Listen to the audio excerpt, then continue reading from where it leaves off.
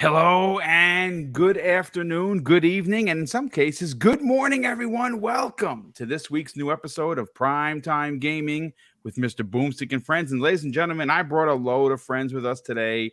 We're going to be breaking down the two showcases that came away with some high marks for some and some very low marks for others. We're also going to be talking about CG versus gameplay and how Microsoft is going to need to figure out a happy medium for both. We're going to break down how the 12-month games releasing scenario that they appear to be going to is great on paper, but in execution, I've said this on a couple of shows. As much as I appreciate what they want to show us, I don't want to have to find out about a new Banjo or Killer Instinct from an insider. I want to hear that directly from Microsoft, and I don't like the idea that they're only going to give us a 12-month peek behind the curtain, and we're just never going to know about what's coming out because, they're afraid that people were complaining about CG trailers. I said this before. I'll say it again. Last year's show was a 10 out of 10. They found the perfect balance between the both, but we're going to break all of that down. I want to welcome everyone here. This has been one heck of a ride. I still got 2 shows left for the week, and Turtles tomorrow, man. I can't freaking wait. And I'm going to be getting down with the community both days, Thursday and Friday. So I'm going to get. I'll put the post out there on Twitter. 6-player co-op. If you see me playing, jump in and we're going to have some fun. I'm going to record some footage for the shows, but let's get into the introductions and let's start with our very special guest making his return appearance after, my God, 3 years. Sir X-Man, what's up, dude? How you feeling? I'm all right. Slowly finding some time to get back into gaming. And trust me, I hate going on a hiatus like that, man. But sometimes life got to come first before all else, man. Yeah. Well, it's great to have you back in in the realm, as the Lords would say. You haven't been here in a minute, but we're glad to have you back. And of course, the crew is back. Now we are missing Everborn Saga, unfortunately, who is going to be in the chat. He does have a couple of questions that we will that I'll read on the air. He got stuck doing a late project, so like real life, folks. He'll be back in his proverbial chair next week. But Dutch. We're calling on you first, brother. You have been raw. You have been vocal. You have told Microsoft that you were not happy, and we're going to break down why that is. How the heck are you, man?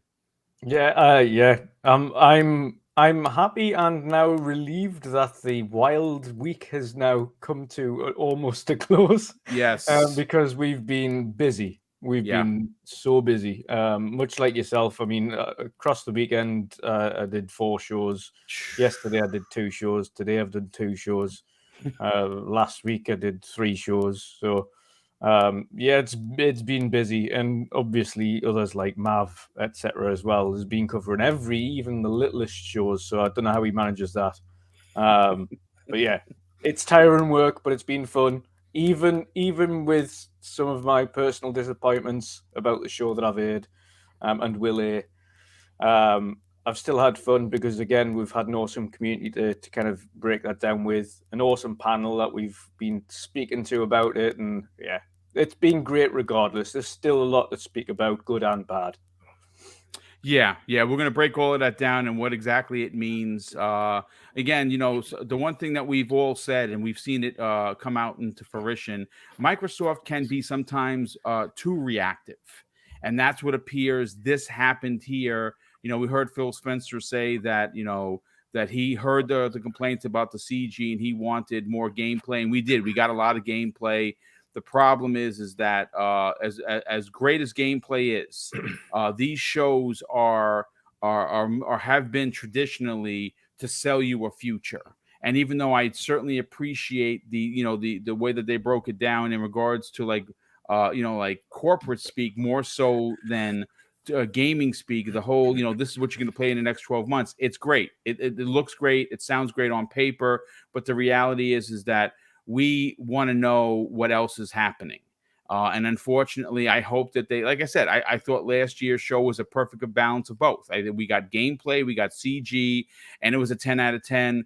This year, I have bumped my score up half a point because after watching it again in 4K, I realized what the Riot Games situation actually meant to the future of Xbox, more specifically the Japanese connection that seems to be very apparent. The addition of the Persona games coming to Game Pass are huge.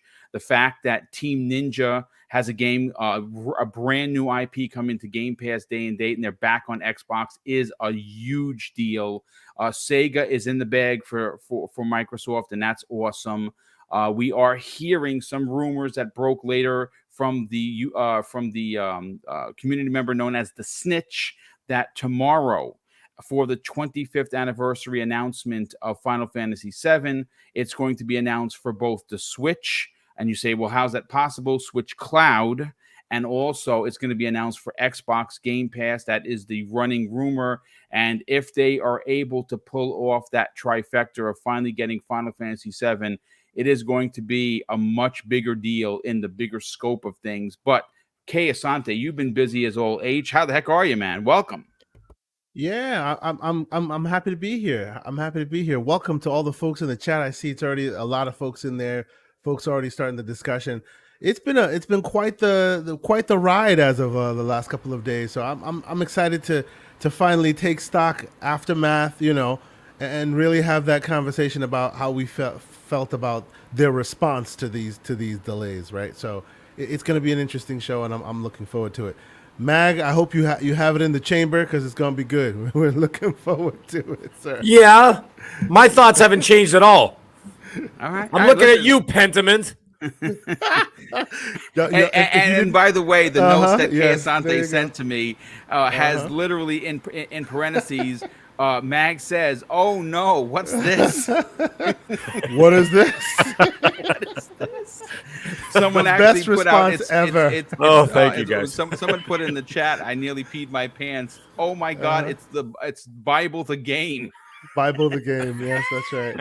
Oh my God, we're gonna get into that. But Mag, speaking of Mag, yes, how the heck are you, brother? I know you got some raw opinions on it. I honestly can't wait to hear what you have to say. You just said it live. Your opinion hasn't changed. And you know what? Everyone's entitled to theirs. This was a show that had a significant bunch of highs for sure, with the reveal of Starfield and Redfall moved up the ladder. Obviously, Motorsport looked like next gen bananas, and there were a lot of low points. We're going to break that down as to what they need to do before their next show and how to get it right. But welcome, Nan. How you been? Yeah, good. Busy. I did the two shows with I did one show with you on Sunday, right, and then I did the show with Titan Drago, Noof, and Wise Old Gamer on Sunday night, which was an absolute riot. It was a lot of fun too. And then of course I got tonight. Tomorrow I got a double header. Tomorrow I got Boxenberger at 2:00. Wow. Myself and him are doing a one-on-one for for about an hour and a half or so. And we're answering community questions on his channel. And then at 7:00, I'm going to be on Ham Solo Gaming tomorrow night with it on his podcast. And then, of course, Saturday, this is all in the aftermath of this show, of course. And then on Saturday at 4:00 Eastern, I'm going to be doing Game On Daily with Gaz. Oh, wow. So, yeah. So, you're running the gambit. Yeah, so it's, and on top of this work, right? So it's pretty wild week. But I got to tell you, by the way, keep your eyes peeled on Saturday for Gaz's show, because we created a new introduction that we filmed, and Gaz and I worked on it together. So please, you have to watch that. It's gonna be so funny. And then of course tune into the other shows. But anyways, been really busy. Yes, my thoughts have not changed. However, I will tell you that they've slightly evolved. As as the show sort of sunk in or whatever. I'll get into it when we get into it. But it evolved over time. Over the last couple of days, it sort of marinated in my mind, right? And then, by the way, hi, Sir X-Man. What's up, brother? It's nice to have you on the panel. It's been a while. Hey, buddy. Yeah.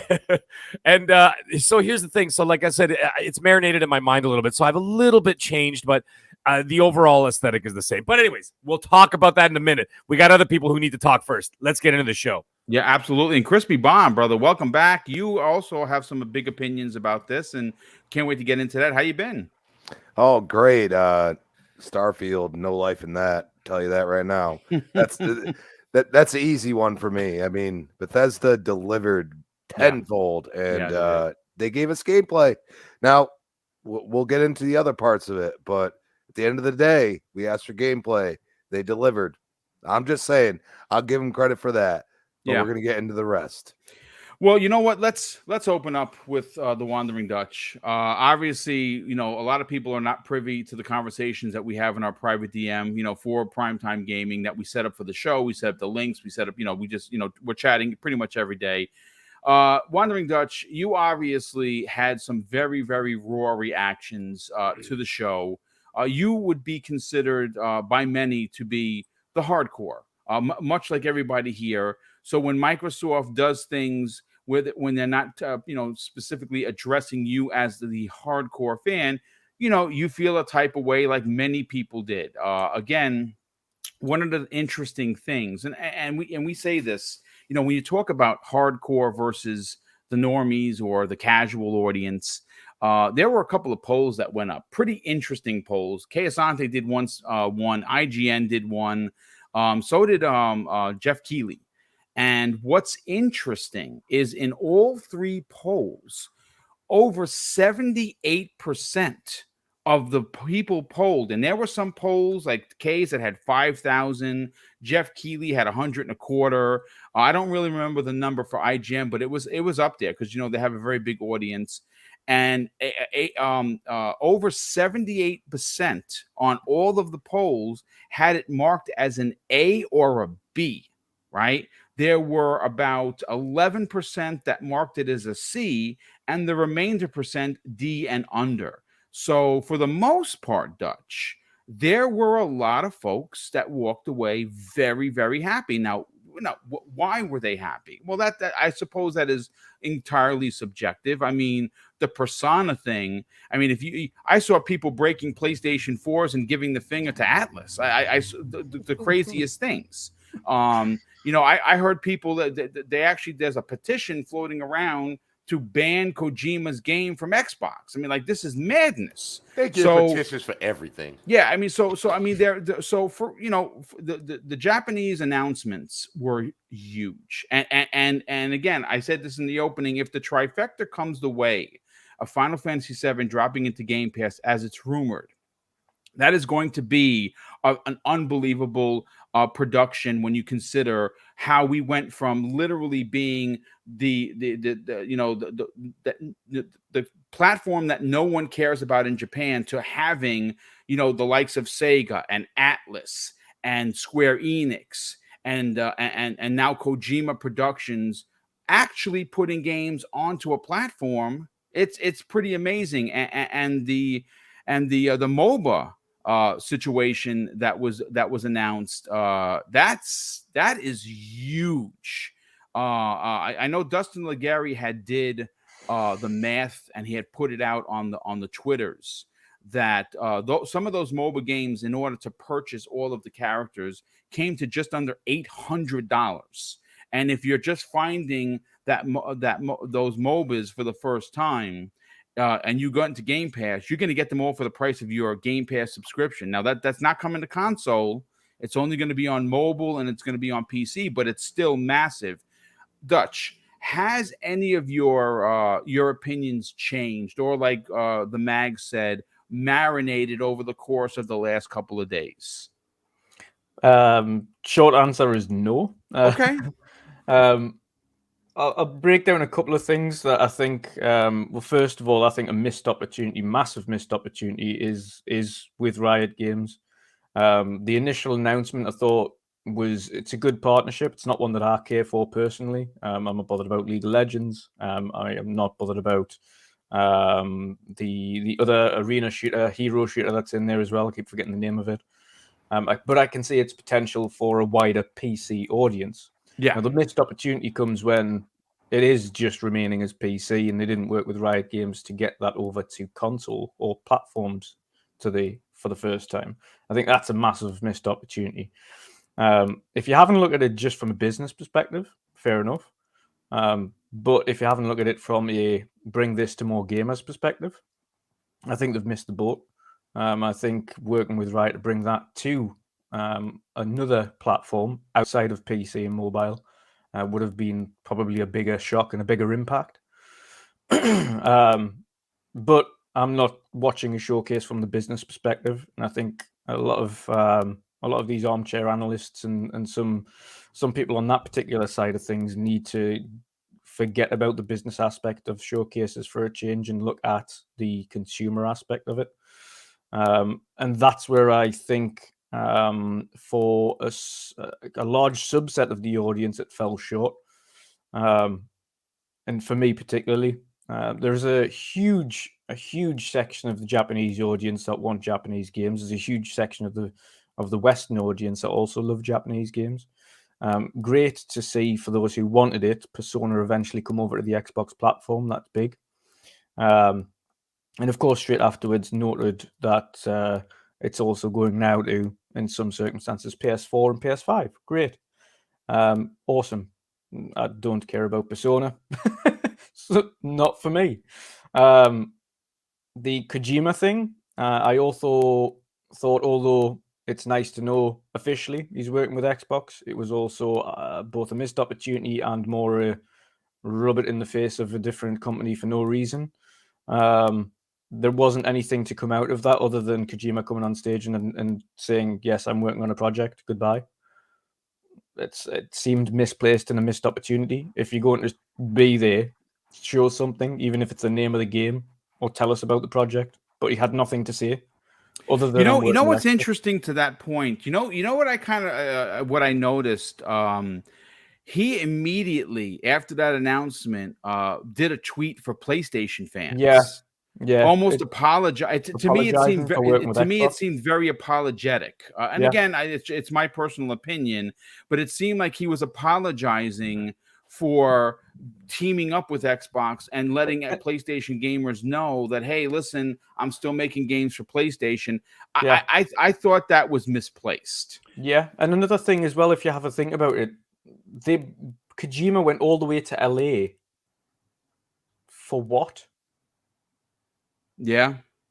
What did he? Because that was a pre-recorded video that was from his studio, so I don't understand why did he go to LA if there was nothing to show? Was he just going there to meet the Xbox guys or just interact with them? Because it was clearly nothing. Keighley was there, so you would imagine that he probably had a meetup with Keighley. Yeah, or somebody. Well, they probably had a spa day together. Him and Keighley. Yeah. Sorry. But that aside, it's great for you have a look at it from the opposite side, which is for the Japanese audience. Now they see it and they say, "Oh, that's awesome. He's obviously working with Xbox, so Xbox are taking the Japanese audience seriously. They've got Kojima of all people working with them for the first time, and that's great." I think, however, it's still a missed opportunity. I think they could have done more with that time, specifically getting him on screen. Otherwise, I think Phil Spencer himself could have said, we're proud to announce we're working with Kojima Productions on an exclusive Xbox title going forwards. We'll have more news to share with you as and when it's ready to show. I think it's just a missed opportunity on that front. Some awesome new games that come out of Japan, of course, from Koei Tecmo. Great to see Team Ninja coming back and producing a brand new title, and obviously working hard to get that into Game Pass first time. So again, a lot of Japanese announcements, a lot of awesome Japanese announcements for those that are fans of that. For myself, not so much. And again, we have to look at the showcase on an individual basis as well.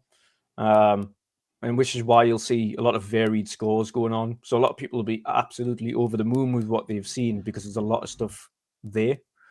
But then I look at it as well from a perspective of it's a good showcase with a lot of content, but it's going to be a Marmite show. And to me, it was. We had Crazy Louie on our show. He gave it as an overall 8 out of 10. He enjoyed it. He enjoyed a lot of the announcements. But then a lot of our guys as well, there was nothing there for them. And that's how you've got to look at it from a very, and it sounds silly, but when you look at a showcase, it is from a selfish perspective. What is in this showcase for me? What am I going to enjoy from this showcase?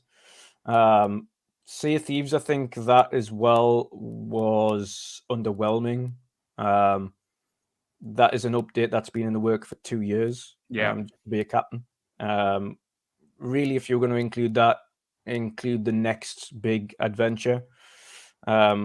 We keep seeing the updates for Elder Scrolls Online and Fallout 76, and I think they were better placed in the extended showcase. 100%. Yeah, absolutely. And I think it was a waste of time. This is also expansions and trailers that have been online and been shown prior to the showcase. So to kind of rehash that information on a major showcase where you've got to really put your best foot forward, I think was just wasted time. Then we have a look at Xbox specific, and I'm not talking Bethesda, specific Xbox first party studio output in this particular showcase. This is an Xbox Bethesda showcase. We had one game, Forza. Yeah. And if it wasn't, and I said this year with Bethesda had Redfall and Starfield, not including a game that we didn't have on the Xbox platform this year, Ghostwire Tokyo. And of course, we had Deathloop at the last year as well. If you include those, that's 4 outputs from Bethesda in the space of 12 months, or would have been 12 months, and nothing from Xbox for 15 months. Yeah, and you know what? Let me break down what he's been talking about, because I've been banging that drum, folks. If you're wondering what Dutch is talking about, let's just do the math, folks. Okay, the last AAA game that was released from Xbox Game Studios was December 5th of 2021.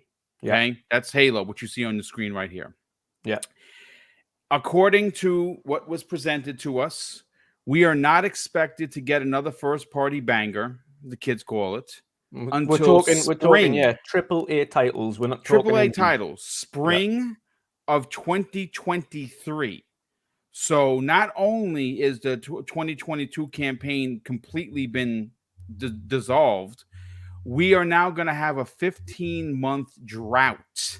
So if you are an Xbox fan that didn't see it like that, and I'm sorry, now you're going to get in your feelings. I don't mean to beat the horse, so to speak, but these are facts. These are facts that we need to come up with. I'm not jumping and being a Debbie Downer for Xbox. It's our favorite brand, but we got to call a spade a spade. Yeah, exactly. And again, there's a lot of people in the chat as well saying Aura As Dusk Falls, Minecraft Legends. Aura is second party, As Dusk Falls is second party. Minecraft Legends is an indie game. Pentament's an indie game. Forza Motorsport is the only AAA title.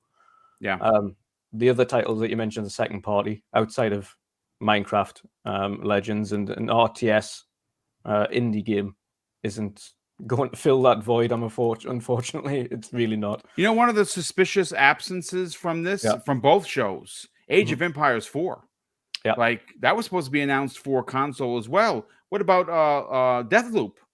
According to that was supposed to be released. I thought we were under the impression that it was a year exclusive to PlayStation, and apparently that wasn't announced either. So there is some, they literally, we went, when this year opened up, and I said this on the Xbox Factor podcast, Dutch, there were some folks in some several communities, one of which PlayStation, that Microsoft was going to have a light year. And at that time, we thought that their light year looked like this: Deathloop, Motorsport, Redfall, and God, why am I forgetting? And Starfield, right? That there were some people that were considering that to be a light year, which is bananas to me, because that's a banner year in my opinion. Yeah. But then you turn around and those 4 are now been removed from the table. Now we're talking light year, right? Now we're talking, and again, take nothing away from what Xbox Game Pass is coming specifically this year. There's some really good ones, but more specifically tomorrow, Turtles day and date. That's huge. But you are judged by your first party appearance, and Microsoft, unfortunately, for 2022 does not have one. Dutch. Yeah, exactly, and that's the thing. And people will always. I always start off with the negative before I go to the positive. You always start with the rubbish before you get to the good. Yeah. So you're gonna see me calling a spade bluntly, because you've got to give the criticism where it's due, and you've got to give the praise where it's due, and you have to say. And specifically, this is, again, I know it's probably a private conversation that Matt Booty had with somebody else, but the comment that come out after that show where he said, I've got so many games, but I don't know where to place them. Well, how about you start with showing some of them if they're due next year? I'm sorry, but if you've got I saw that quote, and I'm going to be honest with you, I didn't read the article. Yeah, because I thought it was clickbait. I think Dual Shockers wind up putting out that article, if I'm not mistaken. And I'm gonna be quite frank. I didn't read it, so I'm gonna go based on what you said. I know you did read it. If in fact that's the conversation, to summarize it, it was essentially what seemed like a personal conversation you had with somebody else. So thankfully, it's not an official statement. Okay, it sounds like a personal convo he's just said to someone where he's essentially saying, "I've got all of these titles. A lot of them are ready to show, but I don't know where to place them. I don't know when to put what where." And whoever's had this conversation with him has obviously told somebody else, and they've wrote an article about it. So it's a bit underhanded.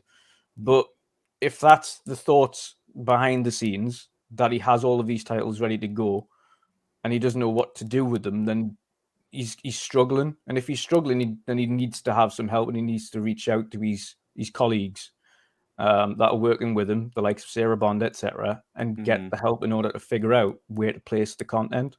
But saying you've got this content and then not showing any of it at your biggest showcase of the year is a little bit of a dig. That aside, Forza Motorsport did look absolutely tremendous. I seen a comment in the chat as well earlier that mentions, are you guys worried? I think it was a super chat, actually, so I'll let you get to that. I'm going to get to the super chats momentarily. Yeah. So I'll answer that super chat kind of previously, because I know someone who's... All right, so let me actually get to that. The first super chat comes the way of Drawn TJ. Drops a very generous $5 super chat and says, "Hey guys, where the hell is Hellblade and Avowed?" Indeed, I asked the same question. And Drawn TJ drops an additional $5 super chat and says, "Everyone, please hit the like button for this amazing channel." Well, thank you very much for the kind words, the generosity, and of course the encouragement.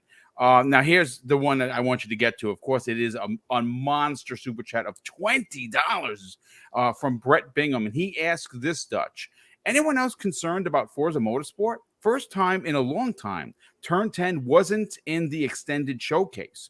Plus, they didn't mention the number of cars or tracks. Also, no playable demo during the show.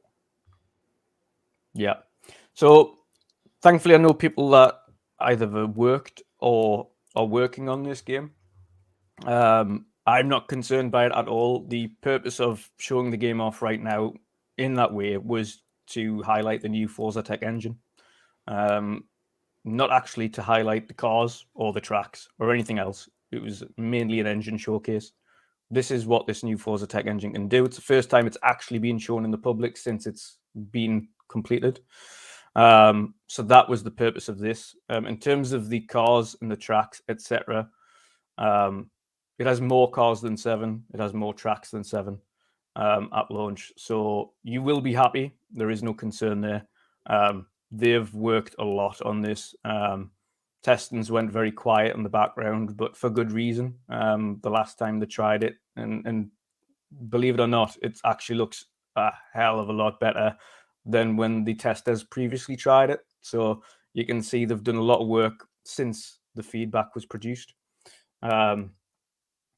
So yeah, it's no concern. Let me ask you a question, Dutch, because you seem to be very centered, very well kiltered when it comes to you don't go for trends. No. Shish Snow Elite, who's been a supporter of this channel for many years since my inception, He says this: OMFG. The Xbox could give people $200 and people would complain that it's not $300. Now that there are some people for that you could suggest that. I don't think just know that we're any of those gamers. I think that as Xbox diehard Xbox fans, I think we have a right to display some disappointment. Now the show is not a 0 out of 10 or a 5 out of 10. I gave it an 8.5. I thought it was a fine show, but for me, there were some missing pieces. And when you couple that with the rumor that came the way of both Jez Corden and Randall Thor, who really know their stuff, 23 studios gave gameplay to Phil. And what they showed is what they showed. Now, the question is why? I don't know. I don't think anyone here is being malicious in our discussion. Yeah. So to kind of easily answer that, I look at it from both perspectives. I'm looking at it from the show as a whole and the content it produced for everybody, and then the show and the content it produced that interested in me. You have to look at it from a selfish gamer perspective and what content in that show interested yourself. Then you look at it from, okay, so how did this show perform in terms of the content it produced for everybody? So something for everybody, and it produced on the something for everybody front. Yeah. But you look at it, and you have to call a spade a spade. If Xbox is doing unbelievably well, like they did last year's showcase, where they had a fine balance of things that were coming out soon, things that were in the future, and surprise things that dropped within a week of launch, like the Pirates of the Caribbean expansion for Sea of Thieves, which was a lovely surprise that nobody saw coming. Things like that. It had a really fine balance last year, and they did well. So what did we do? We praised them because everything they did last year was pretty much on point. It was nigh on perfect. This year they had a case of, and I think this is an issue for Microsoft as well, because Xbox, they seem to have an issue with taking things too literally from the general public. Yeah. So when people are saying sometimes they're overly reactive. You do far too much. When we said there's far too much crunch going on with game development, they went the complete opposite end, and now they're too slack. When we told them that we want to see what's coming up within the next 12 months, but we also want to know what's going on with the pipeline, they focused only on the next 12 months and nothing to do with the pipeline. So they take things to one extreme or the other. There is no in between, and I think that's the balancing issue that they need to get right. Last year was perfect. This year, I think, was just too short, like far too short of a visual perspective of what they've got coming up. And I think just a few little tweaks, and it would have been a much better show. But for those who love every genre, if you love Japanese games, if you love mobile games, if you're a massive fan of everything that was shown, then you obviously are going to enjoy it, and hats off to you. I'm glad you enjoyed it. This is not me trying to prevent anybody else from enjoying the show. If you enjoyed it, brilliant. I'm glad you did. For me, I'm not a massive fan of Japanese games. I don't care about mobile games, i.e. Riot, League of Legends, etc. It's not my cup of tea. That's not my stuff. So there's a massive chunk of that showcase already pulled out there. I'm not wasted a lot of time, in personal opinion, on DLCs. That could have just been little YouTube clips or on the extended showcase. But there was a couple of surprises. I'm going to get into some of the good stuff now. High on Life by Squanch Games. Now, that's my most anticipated game of the year. Yeah. That's a surprise that I didn't see coming, that I absolutely loved, because that just reminded me of the crazy minds of Tim Schafer and what they produced in Psychonauts. I almost thought it was an Insomniac game. Yeah, it was just crazy. It was crazy and so intelligent, and that's the kind of stuff that I wish we have more of in gaming, is people that just aren't afraid to just let their imagination run wild and create these awesome stab. Yeah, stabby, exactly. The talking knife. Oh yeah. That's when straight to my most anticipated almost for this year. Absolutely awesome. Loved it. Of course, Forza Motorsport looks tremendous. I wasn't sure on Redfall beforehand because I'm always one that waits for gameplay before judging something. So I won't put something off and I won't judge it. As soon as I get gameplay, then I'll know what I'm dealing with. And what I've seen from Redfall, I'm interested now. Now I'm interested, and I'm looking forward to that game.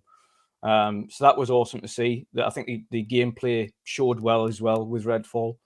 Starfield, of course, looks tremendous. And contrary to a lot of negativity that's come out about the movement and the gunplay, I thought that was dramatically improved over previous Fallouts. Absolutely.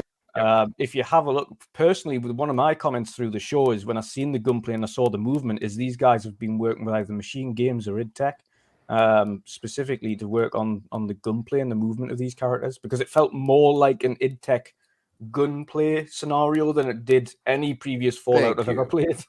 It's always felt pretty stiff. And the movements it's better than the gunplay in No Man's Sky. Trust me, I play No Man's Sky. I like No Man's Sky. What gunplay? No, this gunplay in No Man's Sky. Magical gunplay. But the gunplay that I seen there was far improved over any Fallout that Bethesda have ever created, which is a positive. And when we're talking about big open RPGs, not Machine Games and id Tech, Doom, etc., Wolfenstein, who do gunplay perfectly.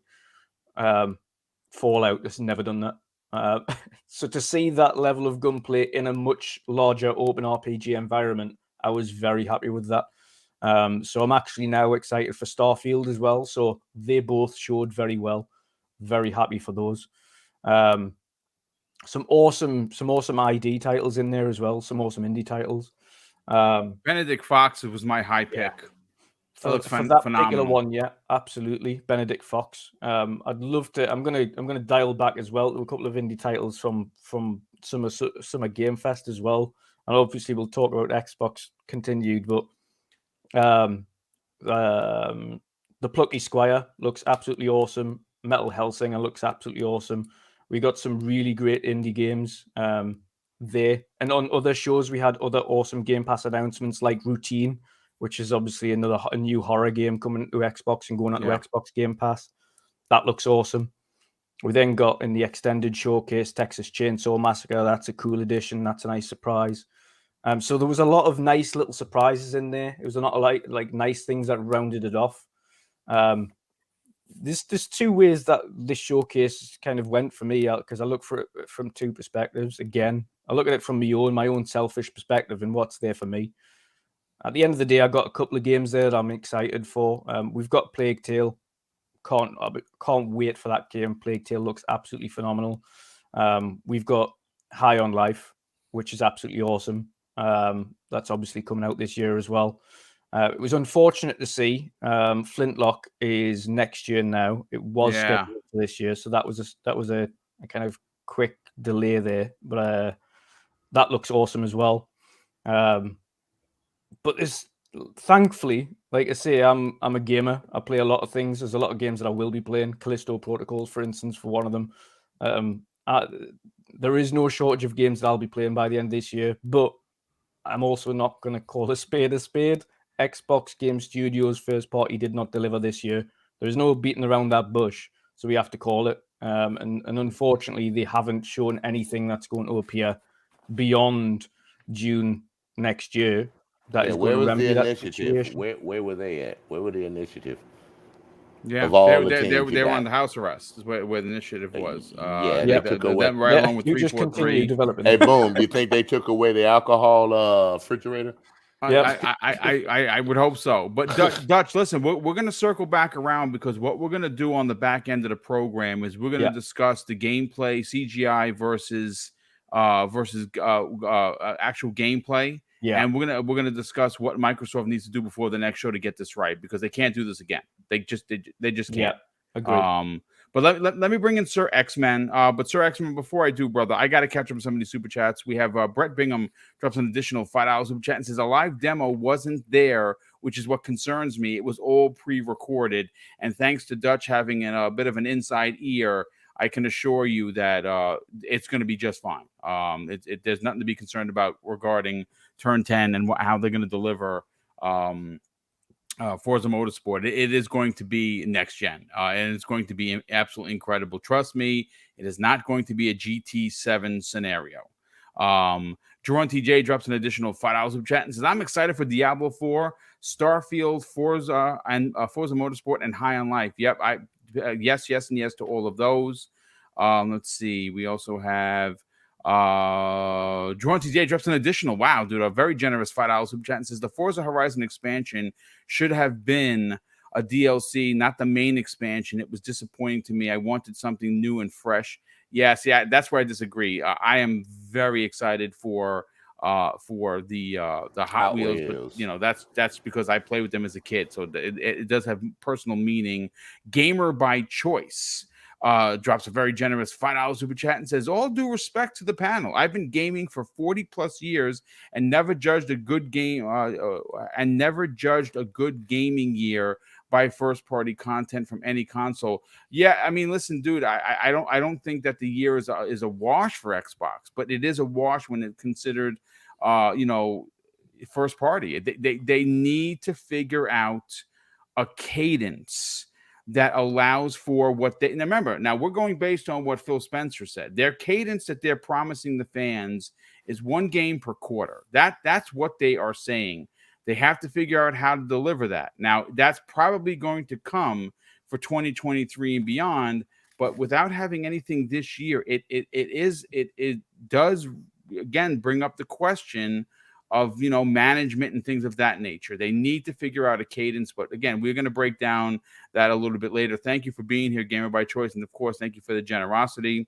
We also have, I believe we're up to date. I'm going to make sure we're up to date, but Sir X-Men, let's get your take on it, on the two shows, because we have not spoken, and you haven't been on a podcast, as far as I know, that broke it down. What are your initial thoughts? I thought it was decent. I gave it an 8 like you did, and pretty much primarily everybody else. I love Forza. I can't wait for that to download to my PC and play it, wheels, pedals, and all that fun stuff. But I was looking for that wow factor that blows the internet. The drop mic moment. Right. I didn't see that. That right there. Yeah. I did not see that. And I said, if they don't bring that dramatic hit, and it wasn't Final Fantasy VII, something that just, even if it's 2 years out, something that will surprise everyone and make them say, oh my God, I cannot wait till that comes out. Forza. You're talking about a year of dream situation. Correct. And it's like, you didn't give me nothing to really dream about. Most of the stuff we kind of already knew. You had a few surprises, but it wasn't something from your studio that would spark that wow factor. Yeah. You didn't even show any Call of Duty. I don't think they could have, though, because that marketing is PlayStation. So I don't think they legally could have shown anything. True. They can't show Xbox can't show it if PlayStation has a marketing deal. They showed Overwatch, though. PlayStation does not have a marketing deal for Overwatch. Thank goodness for that one. But that's interesting, free to play. My sons love Overwatch, so they'll be getting it. Overwatch isn't my thing, but my sons, they love it. So they were happy about that part. But it's like, I thought the second Tuesday show was more interesting to me than the showcase because I saw more. There was more explanation on some of the games, instead of just going to game to game to game to game to game, which I don't mind. I love that about the other previous shows. But the other previous shows gave us a wow factor at the end. This one didn't. Yeah. And Hot Wheels, I don't care. The Hot Wheels tracks are wider, so you got more room so you don't fall off. I love that. They've got the gravity loops now. Yeah. This is going to be sick. And in Mexico, driving around the volcano, plus you put snow on the track. Yeah, it looks good, man. That's going to be sick. You know how many times we're going to slide off that thing? So I'm like, okay, bring that. That's next month. That's an exciting thing because we've been looking for an expansion for Horizon for quite a while. Yep. And I don't care what nobody said. They should have went somewhere else. They should have went here. They went exactly where they should have went because people were asking for Hot Wheels in this version of the game because Mexico is perfect for it. It's absolutely the perfect place for it. You fall into a volcano, your car is dead. Yeah. Yeah. So I'm looking forward to that. Forza is going to come out when it's going to come out. I hope to get more information on what they're doing. But I think you could have gave us a little bit more than what you were showing us about your new physics engine. You know, I wanted to know, you know, at least let us know what's going to be in there. You know, at least a sample of more than just Maple Valley. Let me know if you're going to bring back some of the older tracks that we had. You know, like I would love to have Super Speedway back. I would love to have New York back. Let me know if those are coming back. I do like that High of Life thing or whatever. Yeah, High for Life, whatever that game was. Yeah, High on Life. Yep. Yeah, stabby. That just woke me right up when I saw that, man. I was like, believe it or not, I was dozing off on it until I saw that part. But they had a decent showcase. Microsoft, the big boys, you know you can do better. You better bring us something really better next year. Yeah, I think you might have learned your lesson about your show. You got high percentage A's and B's, but we as Xbox people and serious gamers, we know you can do better than that. Yeah, we know. And that's pretty much all I had to say on that. There was some good games I'm interested in trying. But and actually I might try the what is that game again where they shrink the kids? Oh, the Grounded. Yeah, I actually now it has give a campaign. It now it has a campaign, so campaign, I can play that with my friends, and I actually might give it a try now. Yeah, I mean, it looked good. I mean, the game's always looked good, but now that it has a campaign, now they're going to explain what happened instead of you trying to just use your imagination. But yeah, like I said, Sir X-Men, we're going to come back around and we're going to talk about that future show and find out exactly what you want and what they need to do. If they want to keep these June shows, the 12-month thing, that's fine. I don't run marketing, so what am I going to do? I'm just going to take it. But I think that they need to offer a future games cast at least once a year. They need to do more than just one show a year, and to kind of give us a peek behind the curtain, because I don't think, because, and again, not sound like a spoiled brat, but I didn't ask them to do gameplay. I like the combination of everything, and they're saying they asked that, they heard the gamers. Well, then you didn't listen to me. Nope. Because that to me is a problem. You're listening to Game Awards don't mean nothing then. Yeah, no, but I'm just saying that again, when you talk about Microsoft, you got to talk about Sony, and I'm going to give Sony their flowers right now. They have figured out a way to cater to the normies and bring them in by using pop culture as the carrot on the stick, and they know how to sell hope to their hardcore. They know how to play the public. Microsoft has to learn how to do that. That's the bottom line. But Kay Asante, let's bring you in on the conversation, brother. You've heard everyone. We've heard your opinions. Has anything changed as it's marinated, so to speak? And you've watched the show in 4K. You've been watching the Twitter space. You've been going back and forth in the DMs, watching a bunch of the people's reactions. Yeah. It's been a fun couple of days. What if anything has changed for you regarding the showcase? I mean, I initially, my first like right off the page, like initial take was about an 8 out of 10, and after watching it again and again and again and all that, I still think it's about there. Okay, so let me attempt to level set this conversation, because I know people go too far in one direction or another.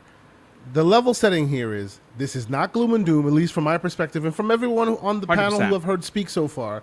Yeah. I don't think, please correct me if I'm wrong, we're not saying this is gloom and doom. We're not saying that this was a bad show. By and large, it looks like it was a successful show. If you look at the polls, right?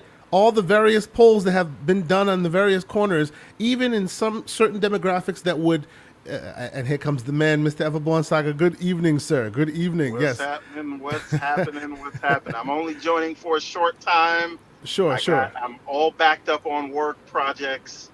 but I wanted to come in and drop a couple of bars. But I'm Yeah, I'm yeah. in. Go ahead, finish your We point. will I'll get to come you in right after momentarily. As you soon as say it. Asante is done, we'll bring No you worries. in. Yeah, no worries. I appreciate it. So, yeah, by and large, if you look at the polls, they were successful in it, right? Even in the corners of the internet where you'd think that more often than not the public is against them, even they marked it as high marks, right? Either A or B, right? And we're talking hundreds of thousands of people, so it's a very good sample size, right? If you think my small couple of Keely's thousand demographic, that's right, exactly, that's right. So it's just been interesting to me to see what has happened here, because based on everything we're seeing and based on the grade that has been given, I think they successfully threaded the needle in not talking to the hardcore audience. Because, and I've heard a lot of the back and forth, my opinion on it is, I think the bottom line, right, and I'll expound on it, but the bottom line for me is, I think the format is great. The time for execution was terrible. They should not have done this year.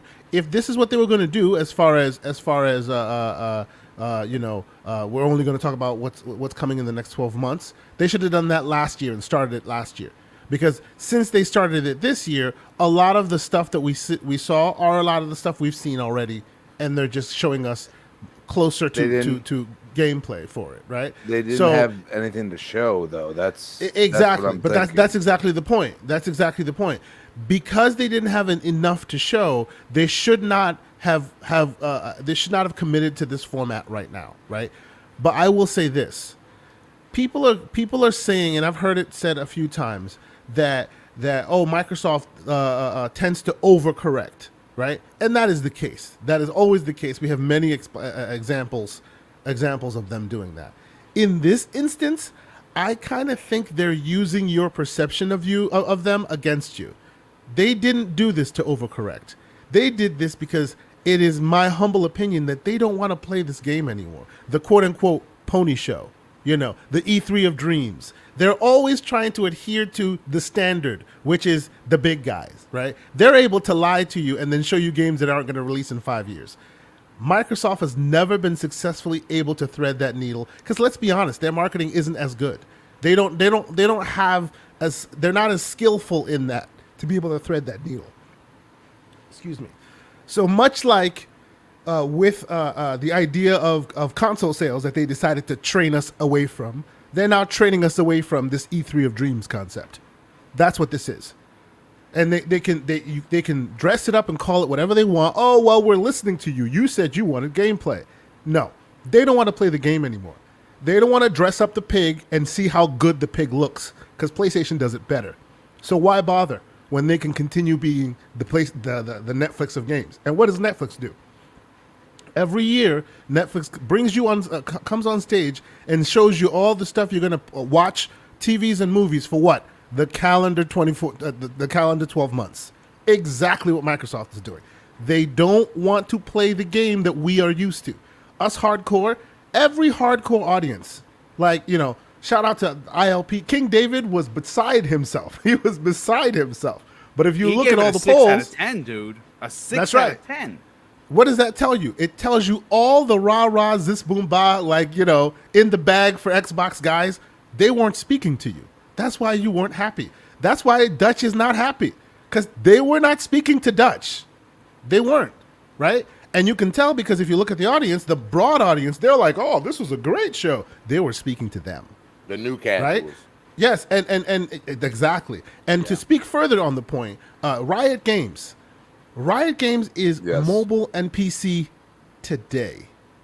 Ever since they launched their Netflix show that basically tore the world on fire, they're working on an FPS and they're working on adventure games for console. They've already said that, right? Mm-hmm. So when they make this deal, they can't say for console for mobile and PC now and eventually for console. No, it's eventually for console when they have console games. They don't have them yet, right? But they're actively as recently as 2021. They have announced and they showed off some concept art and all of this. They're working on console games for all. And they will also come to all platforms. But I bet you that'll also come to Game Pass, right? But of course, as we've already discussed, Those are the deal. That's the stuff that really shines brightly in for them, right? The combination of the Japanese market is being adhered to. You can see it now, right? Oh, where does League of Legends get most of its consumer base? In the Asia Pacific region, right? How much does it League of Legends cost? A whole lot more unless you have a Game Pass subscription. Oh, and by the way, we're working with Kojima and we have all the personas in there. Oh, this was a love letter to the Japanese market and the normal casual audience. The normies. Yep. That's And you can tell 50 million people too. that play Yes, that and you game. can tell because those normal casual audiences replied back in kind, saying, "Hey, this was a great show." As you've said, Boom, Sony knows how to thread the needle very well in speaking to the hardcore and the casual. But if you extrapolate it to its fullest extent, and this is not me capping, as they say, for Xbox, I'm just saying I am part of the hardcore, and I know they didn't speak to me, right? Because look at what PlayStation does, right? They speak to the hardcore loves it. What do they then come out and say? Well, the hardcore aren't enough. So as much as they speak to you, ultimately, you are not enough to justify the big budgets they do. So even PlayStation, that's good at speaking to the hardcore, is trying to speak above them. It's trying to go beyond them because they're not enough. So why should Xbox skew their message just for the hardcore, which the competitor has already said isn't enough? So I kind of get where they're going. You know what I'm saying? So honestly, this to me, this is a regrouping. Right, we need to understand that they're not talking to us. Right, doesn't necessarily mean the sky is falling, and we as a hardcore fan base can have righteous smoke for them. Right, we can have that, but we need to speak in a unified voice, and we need to understand the actual issues at hand here. So, like for example, Deathloop, Ghostwire Tokyo. We don't know if it's a 1-year exclusive or a 2-year exclusive or a 1.5-year exclusive. What we do know, which is a fact, is as long as exclusivity exists, they can't even open their mouths and speak the word Deathloop. They can't say it. Can't be said. So even if let's see, the game came out September last year. If it's gonna actually come to Xbox this year, you'll hear them start talking about it in September because that's when the exclusivity deal ends. That's when they're allowed to talk about it. Yeah, that's right. If it's a year. September comes and goes and no one says a word, it means PlayStation locked it up for 2 years. You just didn't know. Right? Deathloop and Ghostwire. If you don't hear anybody utter that name on an Xbox channel or an Xbox social media network, it means the exclusivity deal stops them from doing so. That's just the brass tacks of it. That's business. Yeah. You know what I'm saying? So I will end this by saying I understand how people are feeling. I feel somewhat of that myself, a little bit of disappointment here. There are a lot of things that I was hoping to see and hear that I did not see and or hear. And it looks like PlayStation kind of got the hint because this morning they released, hey, look at the new update for our game DVR. That's even better than it was before. Wink, wink, nudge, nudge. Yeah. Mm-hmm. You know, there are a lot of things that they were supposed to talk about that they didn't. But I honestly think that when you're thinking and talking about this, understand the demographic they're going for. They want those billions with a B numbers. And in order to do that, they need to speak above us. They need to speak beyond us because we will limit them to that hardcore fan base, which they kind of don't want to talk to right now. They want to talk beyond it. The phone users, the MOBA users who play Wild Rift on their handhelds, right? They're the ones that will help them get to that huge astronomical Game Pass number. And that's their focus right now. Do I think that means that the hardcore will be left behind? Of course not. Did you see how amazing Redfall looked? Right? They still spoke to the hardcore. They bookended everything for the hardcore. Redfall was first, Starfield was last, and in the middle you got what do you call it? Forza. Motorsport. Now, I do still think that it is a righteous criticism to give them, and Dutch is right about that. It was the Xbox Bethesda Showcase. No, it wasn't. It was the Bethesda Showcase. Yes, because Xbox was barely there, right? They just showed up one time that was barely there. They didn't even give you anything, right? That is very righteous to say, right? There's a lot to love about the show, and I feel like they could have and should have done better to communicate it to the consumer base. A quick example. People are loving High on Life, right? Oh, it's going to be amazing. They made another game called Trover Saves the Universe. It was a VR game, but then it was converted to a flat game. It is on Xbox right now. If I didn't tell you that, you wouldn't know it. Why didn't they tell you that? Because it's just as funny and just as good as this one. That's why when I saw High on Life, I knew exactly what to expect. I was super excited because I know that team and I know that art style. And I know as soon as I heard the Rick and Morty voice, oh, it's another one from my favorite developer. They should have communicated that because that game came and went. Nobody played it because they didn't know what to expect. And now High on Life has made a big splash. How about you then go wink, wink, nudge, nudge people for this weekend? The first game is on sale, so you can try it now and then recognize that these guys are pretty good at what they do. There's a lot of things they could have done. They should put it in exactly. games with gold. Exactly. There's a lot of things they could have Pass. done that they did not do, which deserves righteous criticism. But let's be fair and let's be clear here. It's not the end of the world. They'll be all right. This is all just growing pains, basically.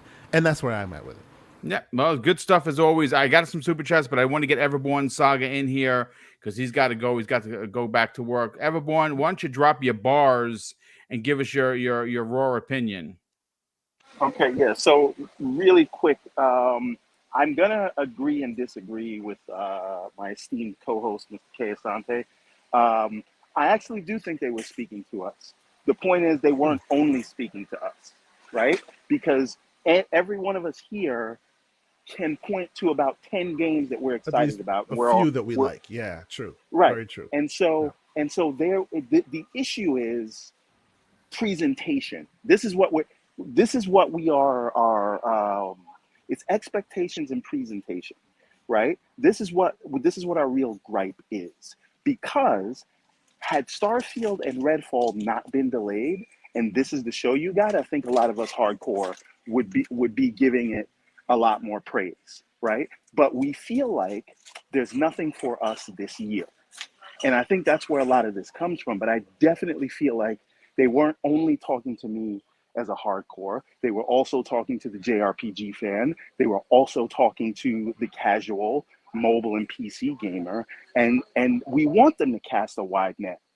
And, I don't think that we should go into this thing thinking that they're everything that they show, and none of us here are saying that, but I'm just pointing it out. We don't have to go into these things thinking that everything they show needs to be specifically for us, right?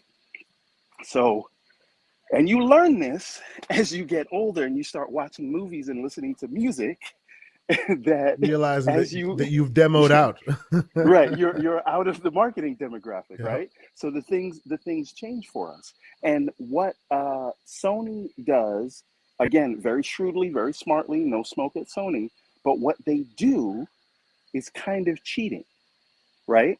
They use people's excitements for other IPs, right? That are not original, that they don't own, to generate these large amounts of hypes that because people have, connections to those brands, and Microsoft's doing something different. So if going forward we say, hey, they did not set expectations, but if we went into this knowing, hey, from now on we're just going to show you stuff that you get in between these big E3 shows.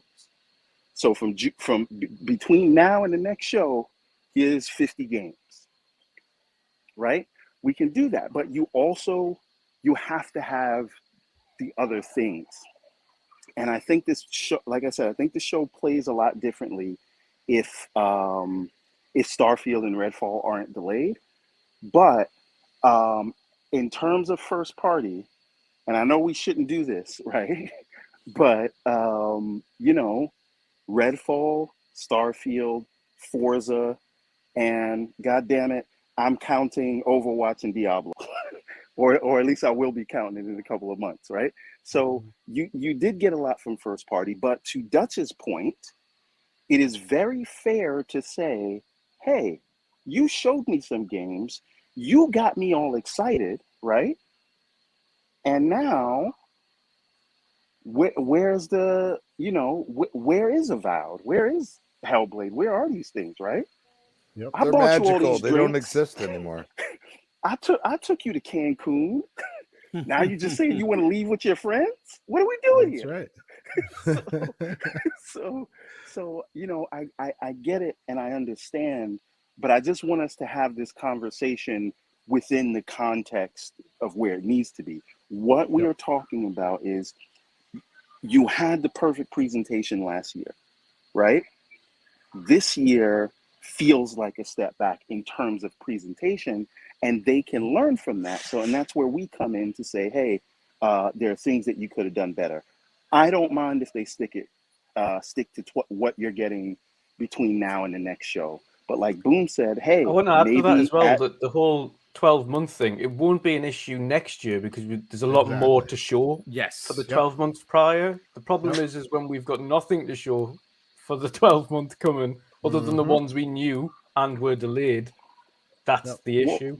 Well, let me take it a step seems further. to me that they knew that whenever they pulled the trigger on this, that whatever year they pulled the trigger would be the worst year. So they figured, let's just do it this year. Next year won't be this way because of just the method of, by that time there will be more that are closer to release. It'll be great next time. Let me take it one step further before I step away, and I'll be back later. But it's not only that they showed us things for the next 12 months. It's like the next 12 months, but the latter half of the next 12 months, right? Yeah. So, but there is still, and nobody's here saying there's nothing to play, but we did get gameplay with no date.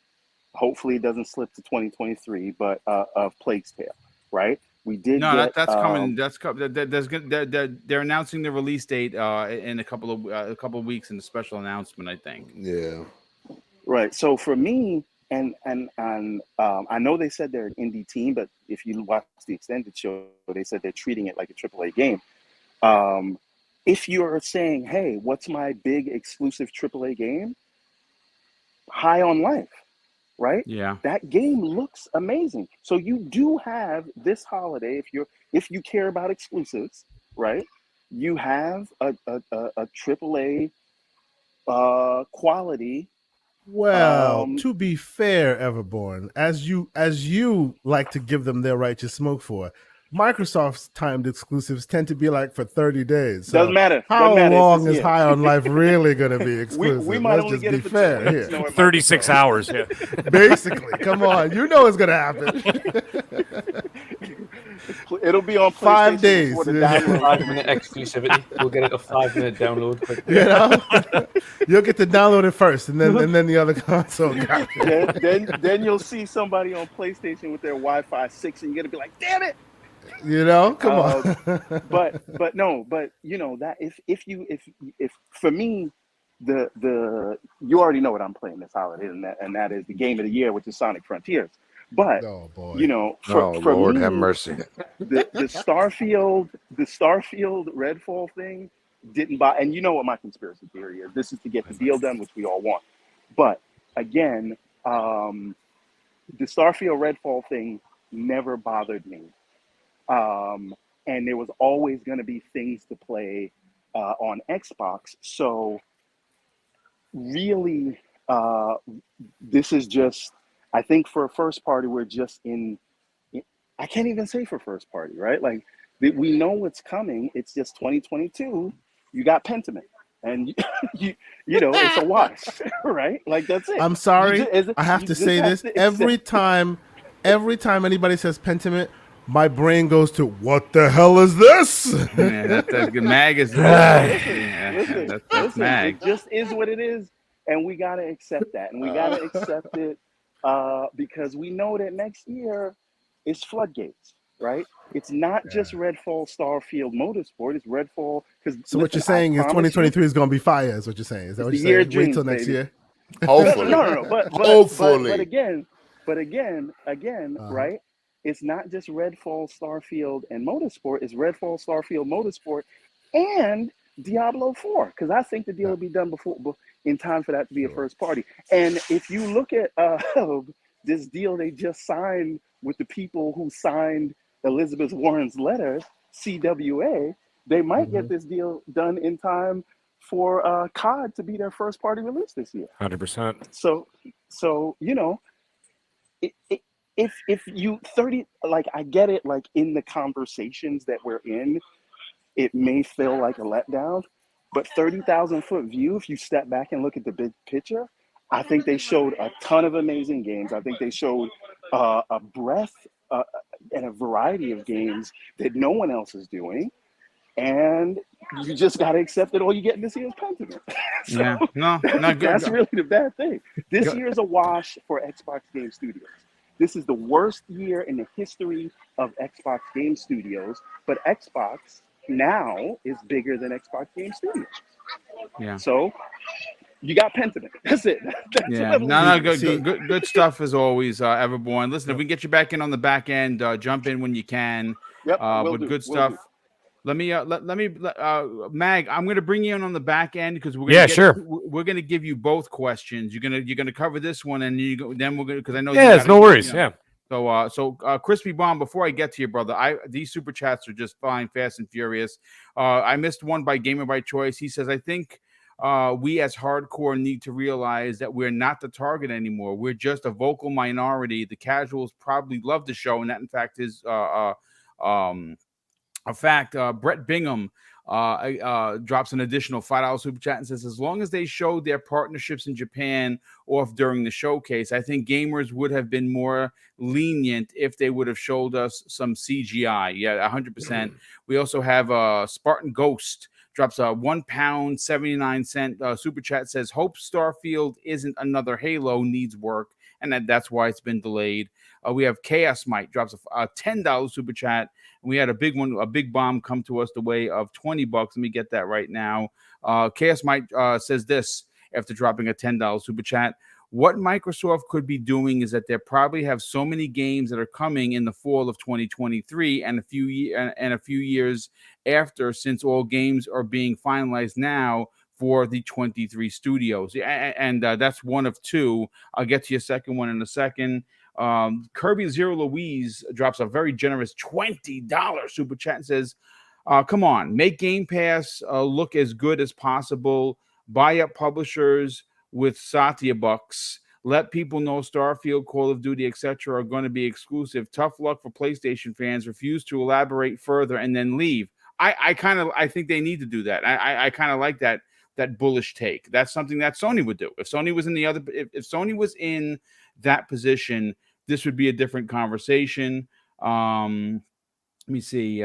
KS Mike drops an additional $5 super chat and says, this is the part 2 to that. They could be setting a precedent for the next few years, this year. And I think you certainly might be on to that for sure. But Crispy Bomb, let's get your raw opinion on this. You've heard a lot of really great banter between the panel. What are your personal thoughts on this? On the way that they handled the showcase? I do believe I'm one of the few people on this panel that gave it a 9. Okay, strong opinion. Okay, the one thing I'll say is we asked for gameplay, didn't we? Yes. We did ask for some gameplay. People did. I didn't. No, but okay. No. I mean, in general, at some point in time, you probably said, if I had a critique of last year, is I needed more gameplay, and you got it. Yeah. And that's the worst part of why I'm looking at everybody and saying, why are we mad? I mean, I've seen a lot of people say, I need more Japanese titles inside of Game Pass. Well, guess what? You got it. Yeah. Okay. I will say this. A lot of people are ignoring the fact that there's still a chip shortage. There's still issues as far as making hardware. PlayStation is completely in the run. Like, you go ask an absolute honest PlayStation exec, I guarantee they're going to be like, yeah, we're having an issue getting those chips made. You know what I'm saying? So you look at that and you say, why is it so important that we give out games that are 2 to 3 years out, when the fact is we are already leading NPD for the past 3 months, and we are going to sit here and act like if you added Starfield and Redfall's gameplay on top of, announcements we already kind of knew about, we just, wanted to see more about, like Avowed, like Hellblade, things like that. And you go and say, how many consoles are we going to sell in that period of time if we just drop the gauntlet? And I think it would be too much. I think if people would be disappointed because they can't get that. You bring in Riot Games, I get it. PC and mobile. I understand that. But that is huge because you're getting tons of content if you play those games. If you subscribe to Game Pass, you are saving money. That's the whole damn point. let me break that down further because I did the math on this, folks. Just to give you guys guys and gals the heads up. Okay, you want to see how big of a deal this is. Riot Games per month on those MOBAs bring in between 100 million and 150 million players per month, right? So let's just take a step back for a second, right? Now, if Microsoft would be able to convert just 5% of that 150 million players per month that comes to Riot for these games, these computer, the PC and mobile games, just 5%. That's 10 million additional players that they could bring into Xbox Game Pass right now. The conversion rate on this deal, once it's official, and you can go in and you can get all of these heroes for the price of your $15 a month, plus get all of what Game Pass already has, which is 500 games. It's a money-making scheme unlike anything I've ever seen before. But please continue, Crispy. I look at it and I say, why are we mad? We're mad because we didn't get what we were expected. Okay? I didn't get Avowed. I didn't get Gears. Okay? I didn't get nothing. And this is where I go and say, Xbox, you should have put out a press release saying, hey, we're looking at the next 12 months. That's what you should have did. You should have did it right before the show, just like you've done before. Keep your expectations. Because I'll tell you right now, and my expectations... Before the extended show as well, Crispy. Before the extended show, they said, there is no big announcements here. Don't expect it. Brilliant. And they did that. Yep. You know what I'm saying? But at the end of it, when I saw Stalker and they did a voiceover and all that stuff, I was like, well, for me, because it was in Russian or Ukrainian to begin with, all of a sudden you changed it and it went very well. And I was like, my God, this has got me more hyped because I'm not a subtitle gamer. I'm sorry. It's just the way I want it. It might be a voiceover, it might be whatever it is, but that was something special. And it's like, that's where I go and say, like, keep your expectations low. I understand that. For a Bethesda gamer like myself, Starfield, like, it was 6.57, and then it went up to a 9 when I saw Starfield. And I said, my God, this is something ridiculously special. This is something that they have worked on for 20 years, like they've been saying. They are not lying to me. This is something special. And I get the procedural generation and all that. They've used that with every game. They've been able to do that. Yeah, I thought people that were clowning on that were just ridiculous. Yeah. And that's my point. What they did, like, imagine if you have Redfall's gameplay, which looks amazing. Like, I played a lot of Back 4 Blood, and I'll tell you right now, Redfall looks at another level than that. You know what I mean? And you can play single player. They emphasize that. You can play single player. You can play multiplayer if you want to. I might play single player more than multiplayer. You don't know. Depends who I'm playing with. You know what I'm saying? But at the end of the day, you get that option. And then you have Starfield. Starfield, I want it to be what it is. And so far, they've said that. That's where it is. And you know what? The amount of building, the amount of, discovery and everything else is bar none. I think there's going to be no game in comparison to it. When it actually releases, there's going to be no game. And you can release it, November next year. You can go 11/11/2023. I'm good with it. I saw it. I see what you guys are doing. It's something that I've never seen before. Yes, I love Bethesda titles, but this is something that I'm like, man, you guys are going. I could have ship battles. I could, you know, and everyone's like, oh, you can't launch it. I don't want to fly out of the, if I'm going to another planet, I want to be in space anyway. So let's ignore that fact. Like, you have to have tricks if you're going to release on console to be able to load in stuff. I mean, so that's their trick. Like, if you want to go into space, guess what? They're going to launch you from the planet into space, and then you're going to be in space when you start. What's the fucking big deal? Sorry, my language, but seriously, Bethesda has never done stuff like this. This is Creation Engine 2 is something that I'm like, man, wait until they really tweak it and they use the modders, because they continue to use them. You know, people don't understand that the modding community is absolutely huge. This game is for, like, you know, what we wanted. This is exactly what we wanted. And it's going to be crazy because we're going into space and we never done that in a Bethesda game. I think it's going to be something special. I think people are going to be buying consoles out the water just to have that console when it comes out. I think they have already done what they needed to do. Do I think it's better than last year's show? No, absolutely not.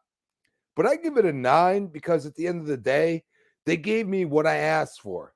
At least me personally. I said, I need more gameplay. That's what I need. And they gave it to me. Now, the 12-month thing, like I said, you should have said it before. You should have just said, hey, we're doing 12 months out. Now, like I said, maybe Matt Booty or somebody kind of threw it out there real quick, but then nobody freaking latched onto it. It doesn't matter. You should have said it right before the show. Said, hey, this is your expectation. I wouldn't say temper, but keep in mind that we're looking at the next 12 months.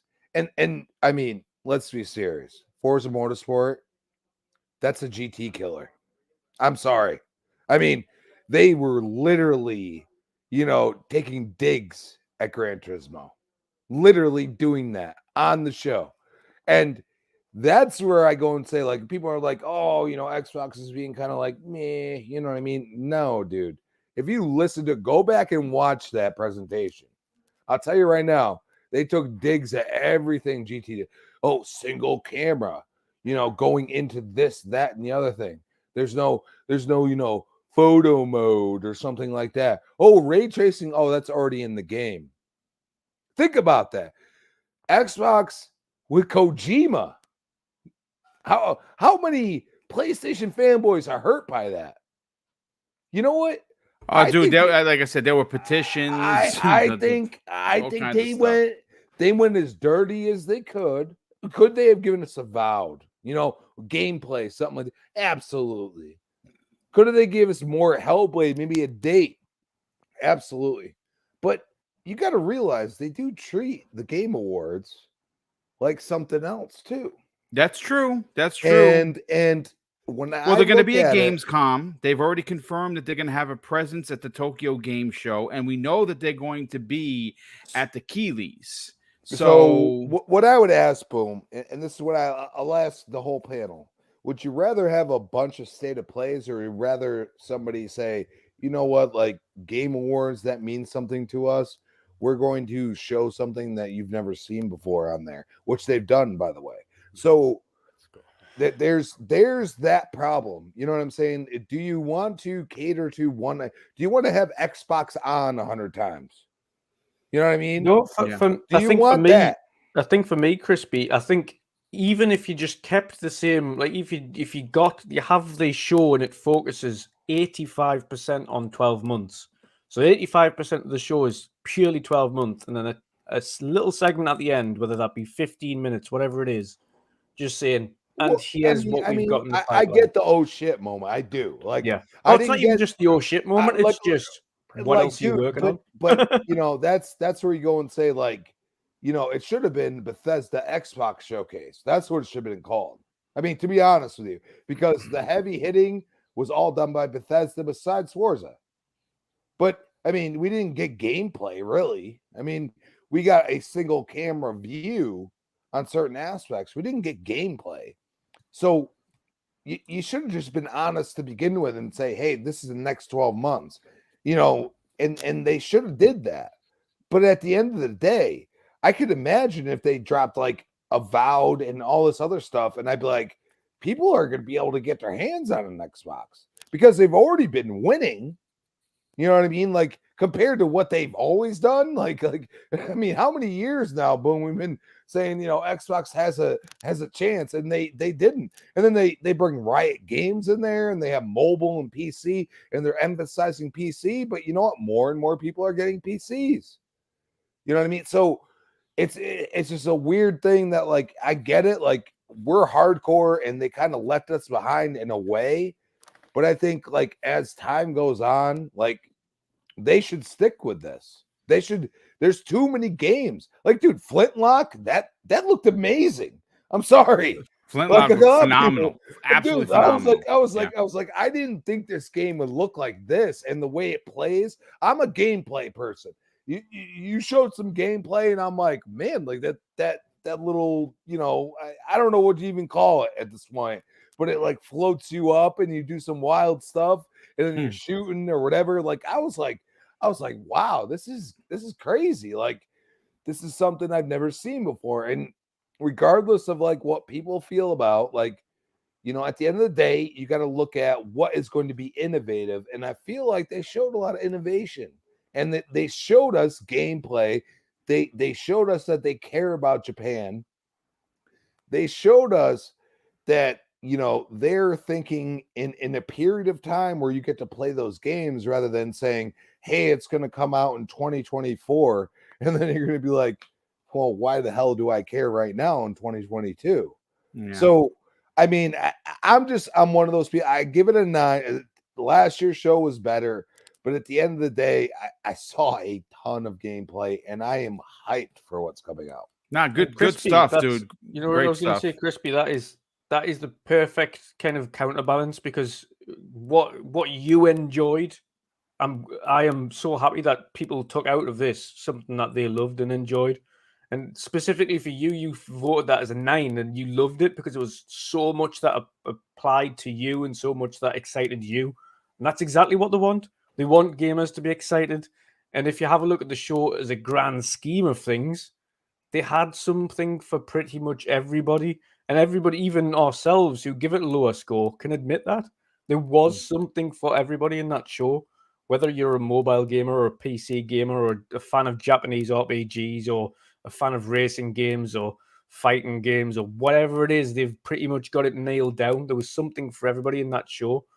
I think it just, again, we've spoke about this before. I think it's just a little bit more refinement on how that was put together. Yeah, they definitely need some tweaks. But listen, let's get Mag in on the conversation. Sitting there patiently, Mag. Yes, sir. You were there at the showcase with us, and you have a moment that's going to transcend for years. Oh no, what is that?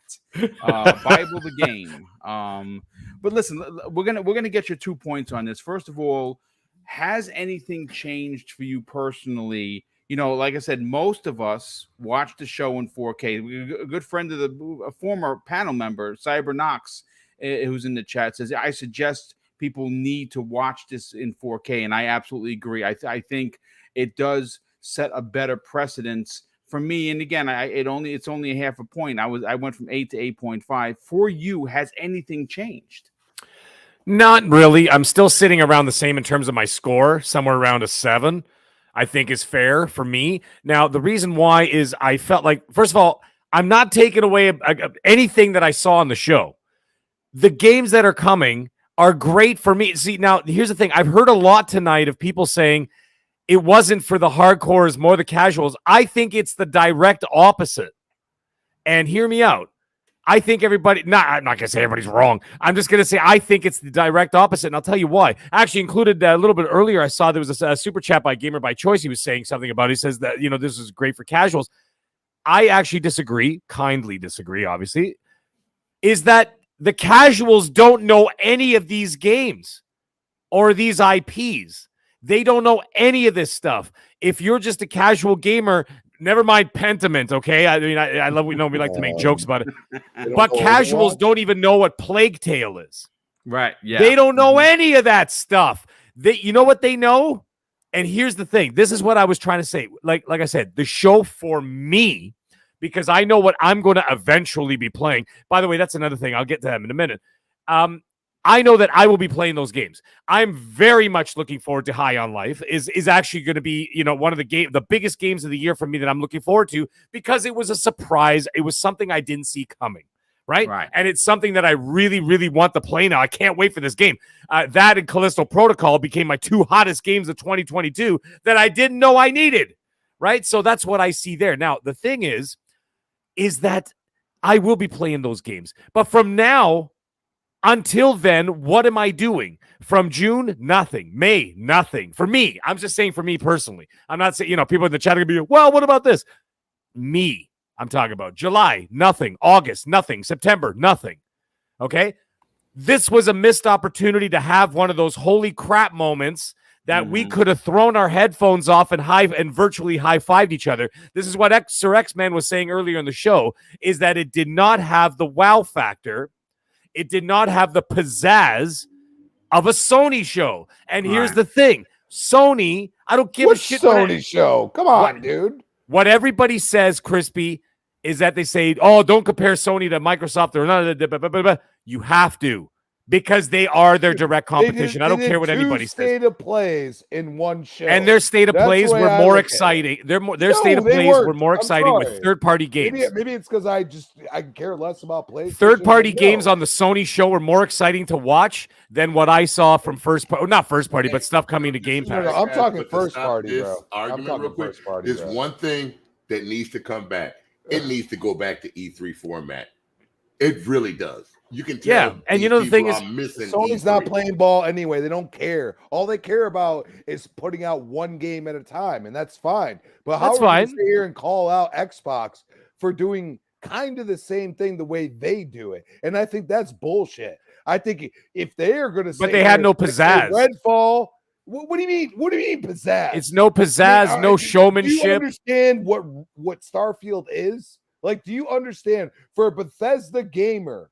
Do you understand what that game is? Oh yeah. Oh no, I'm going to get to that. It's absolutely insane. Okay, and like I said, I went 2 points up immediately when I saw and they did what they did.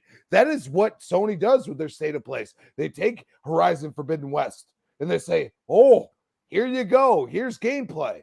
And that got a lot of people to buy in. And then all of a sudden, there's a shit ton of bugs. Well, for once, I hope Bethesda, since you delayed it already, you better get your shit together and make sure there ain't a shit ton of bugs that make people not want to play it anymore. No, absolutely. But let's let Matt continue, because obviously he's on borrowed time because he's got to get out of here before 9 o'clock. Yeah, no, it's all good. I just think that the show lacked the kind of like Hollywood showmanship. And there were no drop the mic moments. No, there wasn't. And no, for me, not even one. For me, this is the way I look at it. By the way, I see you, Shane, in the chat. I ain't no sad dad. So he says, I want to be a Sony sad dad. It was kind of funny. Oh, by the way, shout out to 2 of the funniest names in the chat, by the way, tonight. Ponymaster 420, which was hilarious, and Johnny Ravioli. I don't know why that name is so funny. Johnny Ravioli, that's cool. There's the 2 funniest names. Every time I saw their names in the chat, it always makes me laugh. Anyways, here's the thing. Like I said, you want to take a page from the marketing. I'm not saying their games or their game style. Take a page from the marketing of Sony, and you put on the pizzazz. Now, here's the thing. When you're looking at the casual gamers that you were trying to take back from Sony, and I'm not saying take away from Sony, I'm saying get those people that you lost from the 360 to the Xbox One generation, right, who went over to PS4. You're still trying to get those people back. I don't give a shit what anybody says. When there's 40 to 60, let's say 65 million Xbox Ones, and then it was double that on the PS4, that means that a whole bunch of the 360 people went over to PS4 and didn't go back. Yeah. You're trying to get those people back. Then you got to play ball the way Sony plays ball. You've got to get their attention. And the way to get their attention, just like I said, Sony does, what do? They bring out the big buzzwords, pop culture. What do they bring out? Star Wars. Marvel, Spider-Man, Harry Potter. These are the names that the normies and the regular, the 80% of the population that actually make up the sales, because the hardcore is squat. Yeah, in terms of the big picture. We're on our best day 15%. Look at Last of Us 2. Last of Us 2 with 140 million consoles in the wild sold 10 million. That is pathetic. Yeah.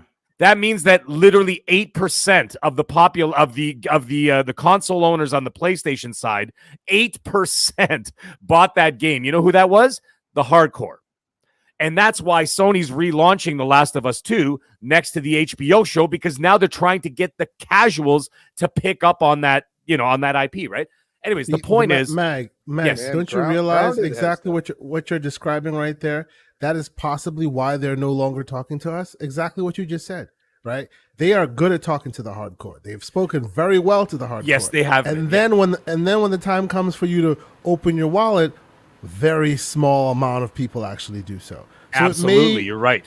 Because of that, it may make them think, you know what? We don't want the hardcore because they don't spend the money. We want the casuals that will get the free-to-play game and keep buying and buying and buying. Right, the 80, and that's why they're speaking to them and not us.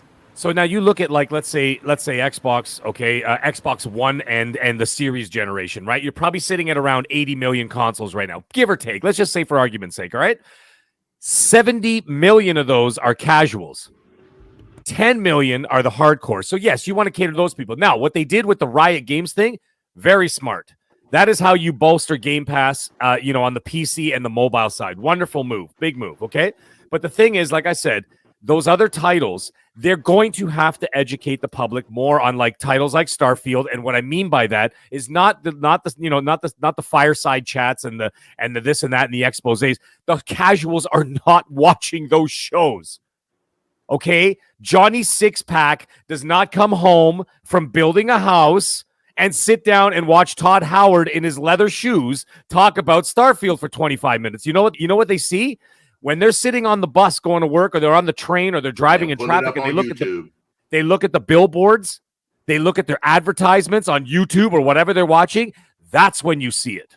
You have to put Starfield on the side of the Empire State Building with a giant inflatable spaceship floating above it. That's how you do it. That's how Sony does it. That's how you win. Sony was doing that stuff with Spider-Man on every single subway in New York City, had Spider-Man and Miles Morales all over it. You've got to put the pizzazz in it, and that's why I was saying it was lacking in the show. It's not lacking in quality, so don't misquote me. It's not the quality of the show. It's that they're not putting on a big enough show to garner the attention of people that barely pay attention to the industry. And that's the problem. For example, nobody in the casual community is listening to this show. All right. They don't know who Mr. BoomStick XL is. Mm-hmm. They don't know who the Mag is. They don't even know who Dealer Gaming is or Randall Thor. They don't know any of these people. They just know that they go to the store, they see an ad on TV, and they go, shoot, that looks good. And they go and buy it. Or they subscribe to it. And there's so many people, by the way, who don't even know what Game Pass is yet. Yeah. And Jesus Christ, there's people on Xbox who don't even know who don't even subscribe to Game Pass. They're like, so what is it? Is it good? And I'm like, are you nuts? What's going on? Where's the marketing for this stuff? That's where my problem was with the show. When Boom and I sat down and watched the show, listen, I walked in there blind. I had nothing. I had no idea what was going on, what I was expecting, or what was going to happen in the show. And I was just sitting there waiting for those, and then you take the headphones off and you stand up and put your arms up. Around. Yeah. Yeah. You remember that? You remember the year where Phil came out and announced the 5 studios? That was one of those moments where you go back and you watch reaction videos. You know what I'm saying? If you go back and watch, or 100%. when he announced the Series X at the Keeleys, those are the moments where, like I said, you go back backwards compatible, Mag. Yeah, and people freaked out. You remember that? And those are the moments where you go back and watch reaction videos, because those are moments in time that will transcend time, because they're the ones that people remember, right? And that's what this didn't do that. Now, like I said, it wasn't bad. I'm going to be playing all those games. I'm going to be playing Wolong. I'm going to be playing Plague Tale, which I can't wait to get my hands on. I'm going to be playing High on Life. Diablo 4, which eventually will be in there. I think it'll be in there day one, because I think the deal will be done by September. Yep. I'll be playing Diablo in there. Okay. I'm going to probably dabble into Call of Duties that eventually get dropped in there, whatever else.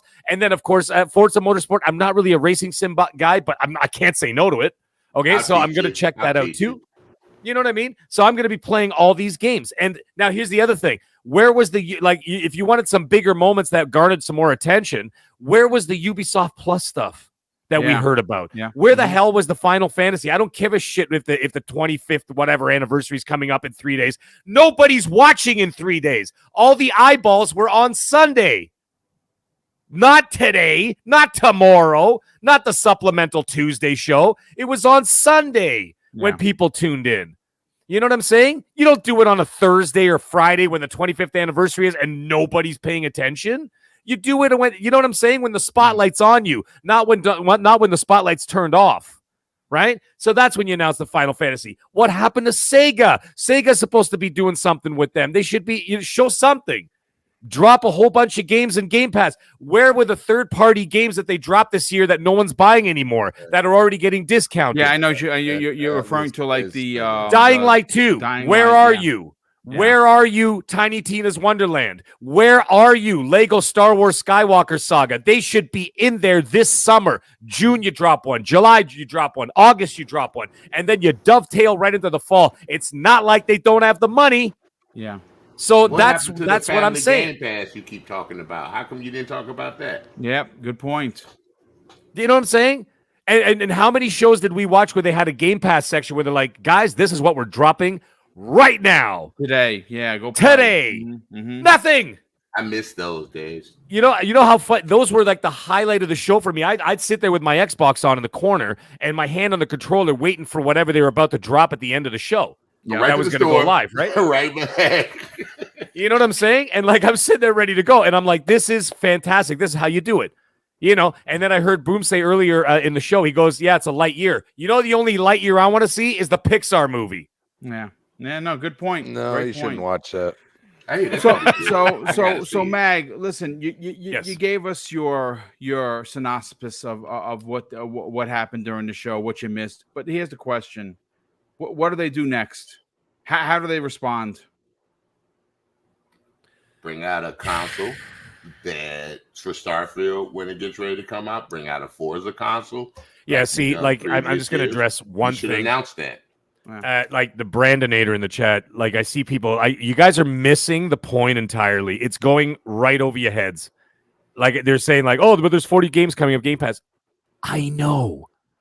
We all know. I literally just said it. But the problem is they are games that nobody knows. Very small percentage of people know these games. Where are the big AAA third-party games that I just listed off that a lot of people know? Everybody knows what those games in there. Yeah. Lego Star Wars. Everybody knows what Lego is. And everybody knows what Star Wars is. This is a no-brainer. With Indiana Jones. Indiana Jones. That's going to be years. That could be a couple years. 2024. Yeah, and then that's fine. That's down the road, and I have no problem with that. I'm saying they needed those big buzzword pop culture names in there that are literally sitting there waiting to be bought, or at least a bag dropped off at their door. That's how you get those. That's how you get the attention. Anyways, that's what I was getting at. Where do they go from here? I didn't really have a problem with this is what you're getting for the next 12 months because I'm going to play all those games, right? I'm going to be playing all those games. Well, maybe not all those games. Maybe I'm going to play Pentiment. Like I'll live stream it just to basically piss myself off. No. Yeah. With my paper mache character. You doubt Obsidian too much. I know. You know what? It might actually end up being a good game. Just watch, right? So who the hell knows? Make sure you right? wear a robe. Make sure you wear a robe. Make sure you wear, priest outfit. I see a lot of people that love Grounded. Man, that's a big deal coming out this year. You know what? Actually, Grounded's another one I totally forgot about, actually. Yeah, I'll probably play that with my son or something. We'll probably check that out. Yeah, but that anyways, game is deceptively good. It is deceptively a very good time, that game. Yeah, I'm going to give it a shot then as soon as that campaign comes out. Now, here's the thing. Generally speaking, we kind of know what's coming beyond the 12 months, right?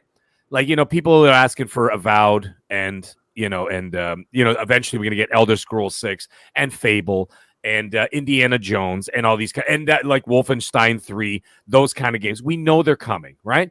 So we know they're beyond that 12-month wall. I actually had no problem with them showing what's coming in the 12 months. that's okay with me because I'm going to be involved. I'm already in the ecosystem anyway. I'm already playing Game Pass as it is, right? So, I'm going to be playing those games, and that's fine. I'm not going to see. The other thing is like even 12 months almost feels sometimes it almost feels a little too long because I've had people say to me, they're like, "Hey, you excited for Starfield?" I'm like, "Not yet." That's 11 months away. How excited do you want me to get for something I'm not going to have my hands on in 11 months? A friggin' meteor from outer space could wipe out half the earth in a month. Like, you know what I'm saying? I don't even know what the hell's going to happen in 11 months. You know what I mean? Like, why get excited for something that's far? I am. Yeah, like that's 2023 spring, man. We're still talking like 10, 11 months away. Yes, I will be excited closer to the date, obviously. When we're within like stone's throw of like the launch date, yeah, I'm in. And I'll check out the trailers and stuff, but I'm not gonna sit there with a candle in my window waiting for Starfield for another 11 months. Like, I'm not excited. I'm here now, folks. Yeah. I'm here now. I'm paying now. Right now. You could just play No Man's Sky and call it a day. I'm just saying. Yeah, right. No. Yeah, I'll play Pentiment before I do that. I'm sorry. So you know what I mean? I just love the people who are upset that it's too much like No Man's Sky. It's nothing like No Man's Sky. I think that's hilarious. It's nothing. You could also say God of War is just like Rise, Son of Rome. You know what I mean? Yeah. So, yeah, hey man, it's the same stance, right? And they got the hand. What the hell's the difference? I mean, it's just the difference is one's carrying a bratty kid. But anyway, the point is that I think what they need. I'm okay with the format that they got right now, but what I think they need to do is that, like I said before, and people can get all upset, is that if you follow the Sony, blueprint. If you don't have first-party games come out, you focus on those third-party games and you make it like you own it. Yeah. Mm-hmm. That's how you do it. Where's the Gotham Knights? Everybody, I heard a lot of people talking Gotham Knights might be coming to Game Pass. Where's that? Right? So, these are the kind of things. You take those third parties and you run with it. How many people thought that Destiny was a PlayStation exclusive? How many people thought that Red Dead Redemption 2 was a PlayStation exclusive? Because their marketing is so good, they actually have people believing that they own those games and you can only get them on a PlayStation. That's what you call brilliant marketing. All right? Xbox lacks that greatly, and they have for years. They've gotten slightly better with Bethesda, but not by much. They need to work on those third-party games. That's what they need to do moving forward, Boom. We know that what their first party's up to. We know what's coming out in the future. We know what's coming out in the next 12 months and beyond. And you know what? Xbox is going to crush it. They're going to be like an organ grinder. They're going to be cranking out game after game after game eventually. But here's the thing. Then for now, you've got to get those third parties and you've got to make it like you own the damn thing and market the living hell out of them, throw them in Game Pass and splash the advertisements everywhere that these games are there day one in Game Pass, and that's where you're going to be playing them. And I'm not talking about these smaller games or whatever. I'm talking big games. Get them in there. You have the money to do it. You have the power to do it. Use it as a temporary crutch to carry you forward. That's what I think they need to do. Yeah, no, good stuff, Mag. Let's bring in Sir X-Men and get your opinion on this. What do they need to do next, brother? Before the next show? Actually, you know what, Boom? I'm just going to say goodbye because it's 10 to 9. We'll see you next week, brother. Yes, for sure. Good night, guys. That was an awesome show. Chat, you guys are amazing too. Catch you later. Thanks, man. brother. All right, later, Appreciate boys. it. So give us a quick breakdown as we close in on the 2-hour mark, folks. We're going to go a little bit over, so hang out so we can get everyone's final opinions, and then we will, get everyone out of here. Sir X-Men, what do they need to do to course correct? Well, first thing, as far as their shows, they need to get a real good producer for their shows. They need to stop back alleying their shows. They need to get somebody new in charge of advertising for these games. They really do need to get someone on these developers, excuse my French, but to get their stuff together. Yep. They really do. I mean, because a lot of stuff that they've been doing for the past 4 years with these developers, it's not cutting it. I know about the pandemic and things like that, but they're mostly in an enclosed environment handling developers. I know, look at the people that making Stalker 2. Look at what they're going through. they're still going to be getting their game out, even with this. And they've been developing the game for 3 years, and they're still going to try to get it out by springtime. There's no excuse for what's going on with their game studio. None. You got all these high-class, expensive developers out there that you paid the big money. And I'm not trying to beat a dead horse, but all we've ever seen since the beginning of them was drinking and having a good time with alcohol. You know, we need better. You don't do this with your people that make your, you know, your what do you call it? Your windows. You don't take that from them. You push them to make it better. You need to push your developers to make it better and push this stuff out. And it's things like that where I feel where they're failing at. They could have had a better show. I feel that there wasn't enough, how can I say it, people behind the wheel on your show like we normally see. You know, show how important this game, a game is, how big a game is. Not just Todd Howard. Phil should have been out there with him. Except, I hate to say it, he looked like he eating donuts every day. He ain't felt Phil Spencer we're not used to seeing. And he's looking a little burnt out from what's going on. But if you can't handle it, get some help. Get some real help. Get some outside help. Don't promote from inside for your help. Find somebody outside of your corporation that's a proven go-getter, you know, to get your games out on time and polished. You know, I hate to say it, Sony does it. They don't play, except for, you know, the past few, just because they're trying to rush games out and they got caught in that mistake. But I need to see better from Microsoft. I've never seen it like this before. Right. I mean, you have valid points. You actually have valid points and great criticism regarding. I love Microsoft, though. You know that. Yeah, no, of course. You're an Xbox guy. That you have a right to have that opinion. Let me catch up on a few member comments and some of the super chats. We have Vanessa Ria drops a very generous $20 super chat, but she says first, when the Wii came out, felt the same with Nintendo, no longer marketed to me. Love the GameCube, still have those scars from my Funkoland days, staunchly defending it. Older now, value the industry and art. And I want to see see it healthy and successful. This show helped display that to everyone. Microsoft is only going up from here, and that's good for the industry, whether it's marketed to me or not. That's fantastic points. We also have Gamer by Choice, who's been a member for 33 months. Says this: thank you for providing fun, exciting, gamer-inspired energy. I love the shows and the panel members.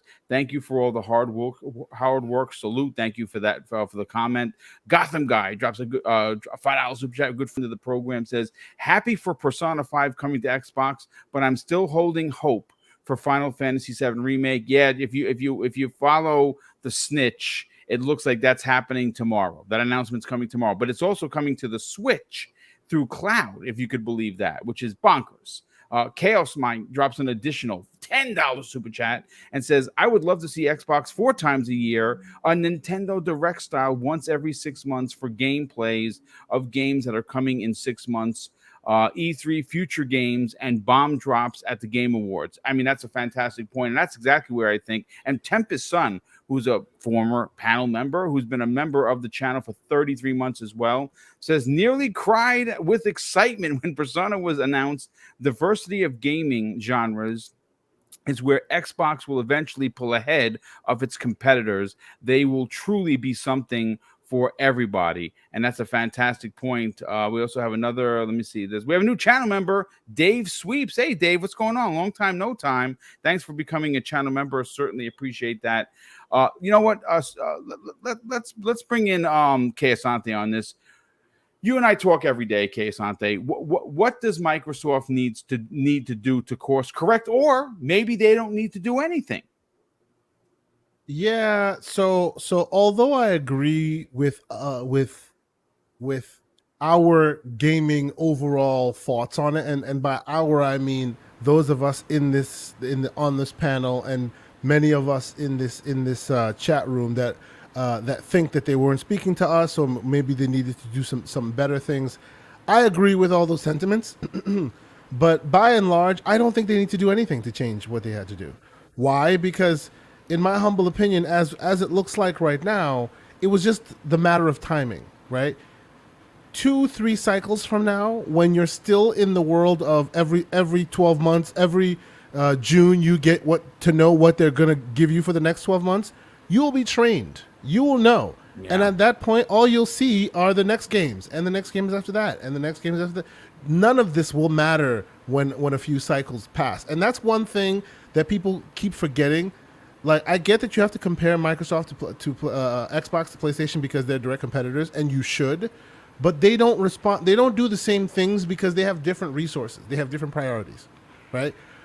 PlayStation cannot afford to look bad to you, because the minute they look bad to you, you may not buy their box, you may not buy their services, and PlayStation and Sony needs PlayStation with a capital N, right? Yeah. Microsoft can take a hit this year, next year, 2 years from now, 5 years from now, 10 years from now. They can take a hit for as long as they feel they need to, as long as they feel that in the long run, the extended monies will come to them. They are ready to take the short-term loss. They're ready to lose the battle for the day if that means they win the war in the long term. Now, what does that mean? That means they're ready to lose you, hardcore gamer, if that means the deal with Riot Games all of a sudden turns their Game Pass numbers to over 100 million subscribers a month. They could care two craps about you if the ultimate goal ends up being that a lot more Game Pass subscribers join because of that Riot deal. You know what I'm saying? I'm not saying they're saying screw you, we're not going there.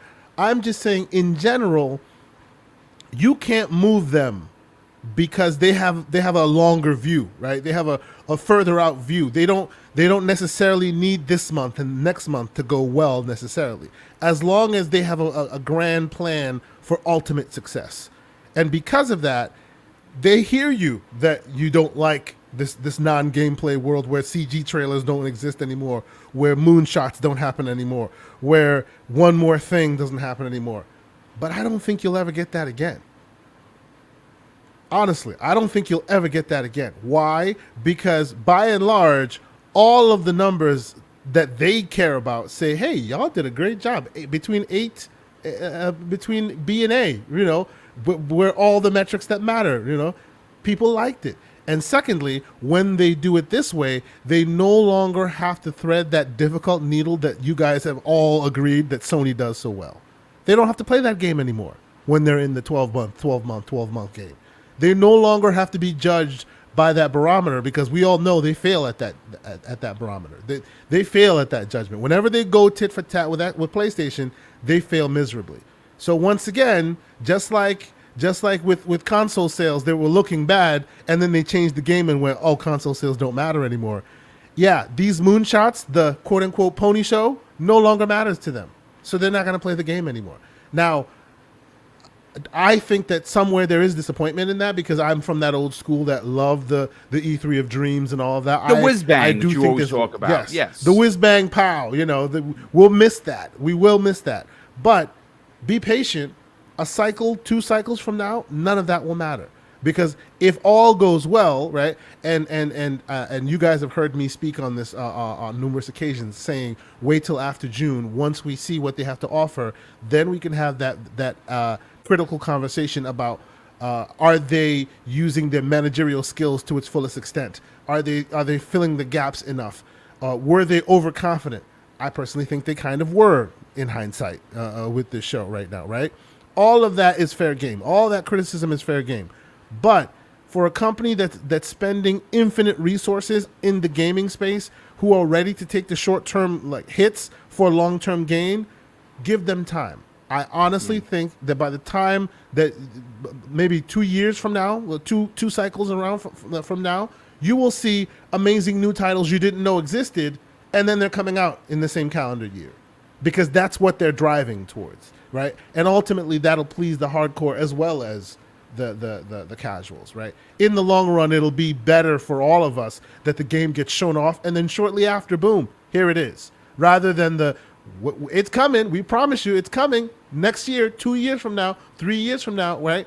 Sony does it great, Xbox doesn't do it so great, so they're not even going to try anymore, not going to do it anymore. They're only going to show it to you when it's almost done. It is what it is, you know? I honestly don't think it's something they need to change. Maybe next time, think about when you decide to pull that trigger, because this time was not a good time, right? This was not a good time to do this. Although in the long run, I think it'll work out. See, I mean, you make a lot of sense, but here's the thing. You know, look, I'm an old school cat. I like the whiz bang.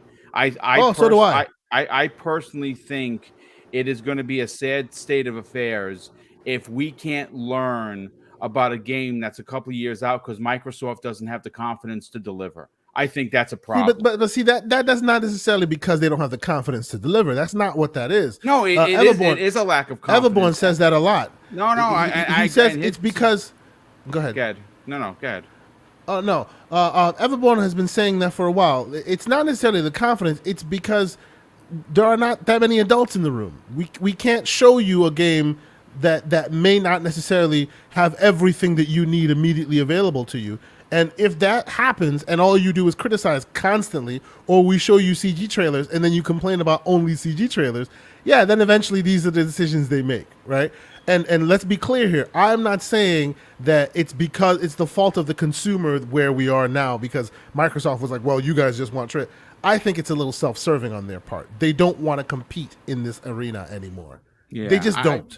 They feel like they don't need to compete in that arena to succeed. I just think that for someone that's waiting for a Killer Instinct, that's waiting for a Banjo, that has been banging this drum for a long time, if you mean to tell me that I'll never know that those games are being considered, or a kart racer game, I'm going to have to lean on insiders. No, you will know. You'll know. It's just you'll know 8 to 10 months before you're playing it. That's when to me, I'll say this right now. I have a real problem with that. Really? You think? Hold on. I have a problem. Hold on. I will on that. I will push back.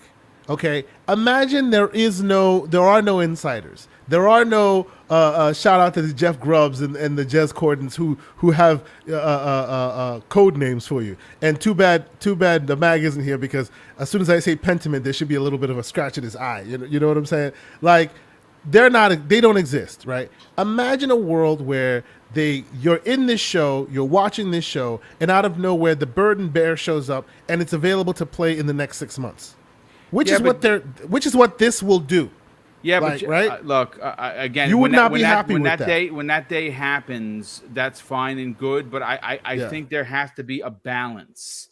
There has to be. We're going to show you a show for 12 months ahead, and there's got to be a show. This one show a year thing is not the answer. Yeah, but there you go. That may not be the case, right? That may also not be the case.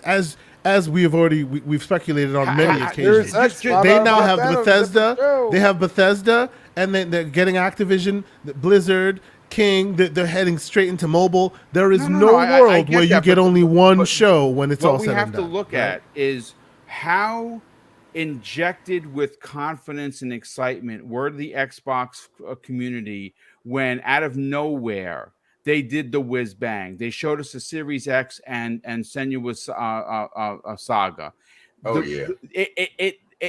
It slapped for so long. It went to an entire year with that as your holy shit. I can't believe what I just saw.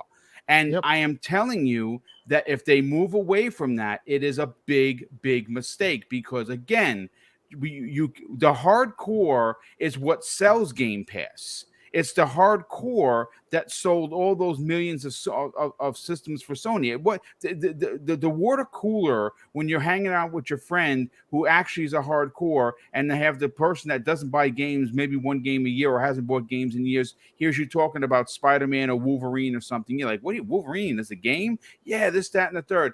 Microsoft has to find a balance. I'm not saying that the 12-month thing is a problem. They have to go away from it. I'm saying if that is what you're going to use as your E3 stake in the sand, you still have to sell the future. And I don't want to wait until the Burden Bearer announced in 10 months from now, because I want to know that that game is in development. I don't care if it's 3 years from now. I don't care if Killer Instinct is 4 years from now or the next whatever. But there's your issue, though. They are glad to tell you it's in 3 or 4 years, but then when it's delayed, then you have a bullet for your chamber. 60 by then, man. But I don't complain about delays. Let's see that again. No. I'm not saying it's you who complains about delays. I'm talking about just in general. Like, look at what happened when they told you that Starfield and Redfall were delayed. Listen, see the blood on the virtual streets that happened when that announcement was made. This is why they don't want to tell you before it's ready to go. But they also said, see, Redfall, we had an idea that was going to be delayed. That was thought. But again, Todd Howard said this isn't Pane. He put himself out there. Yeah, they opened themselves to that criticism. I'm just going to say, if you're going to sell me this bag of goods, you better be selling me what's in that bag of goods and don't put the banana in the tailpipe.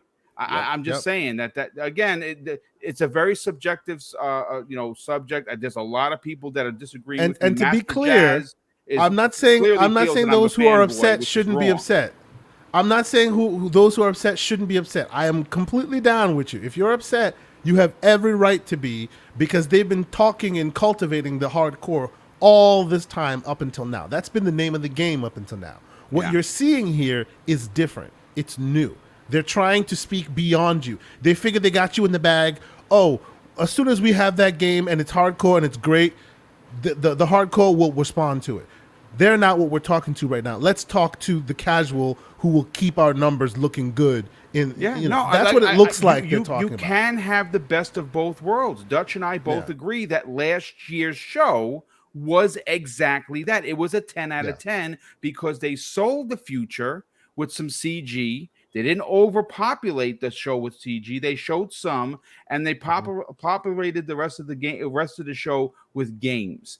I had zero problems. In fact, I even gone out and said on a ledge here and said that in the 20 years that Microsoft is in the business, last year's show is by far the best produced show in the history of the brand. If they could do that, which I think that they should, then you have a perfect balance. Everyone is happy.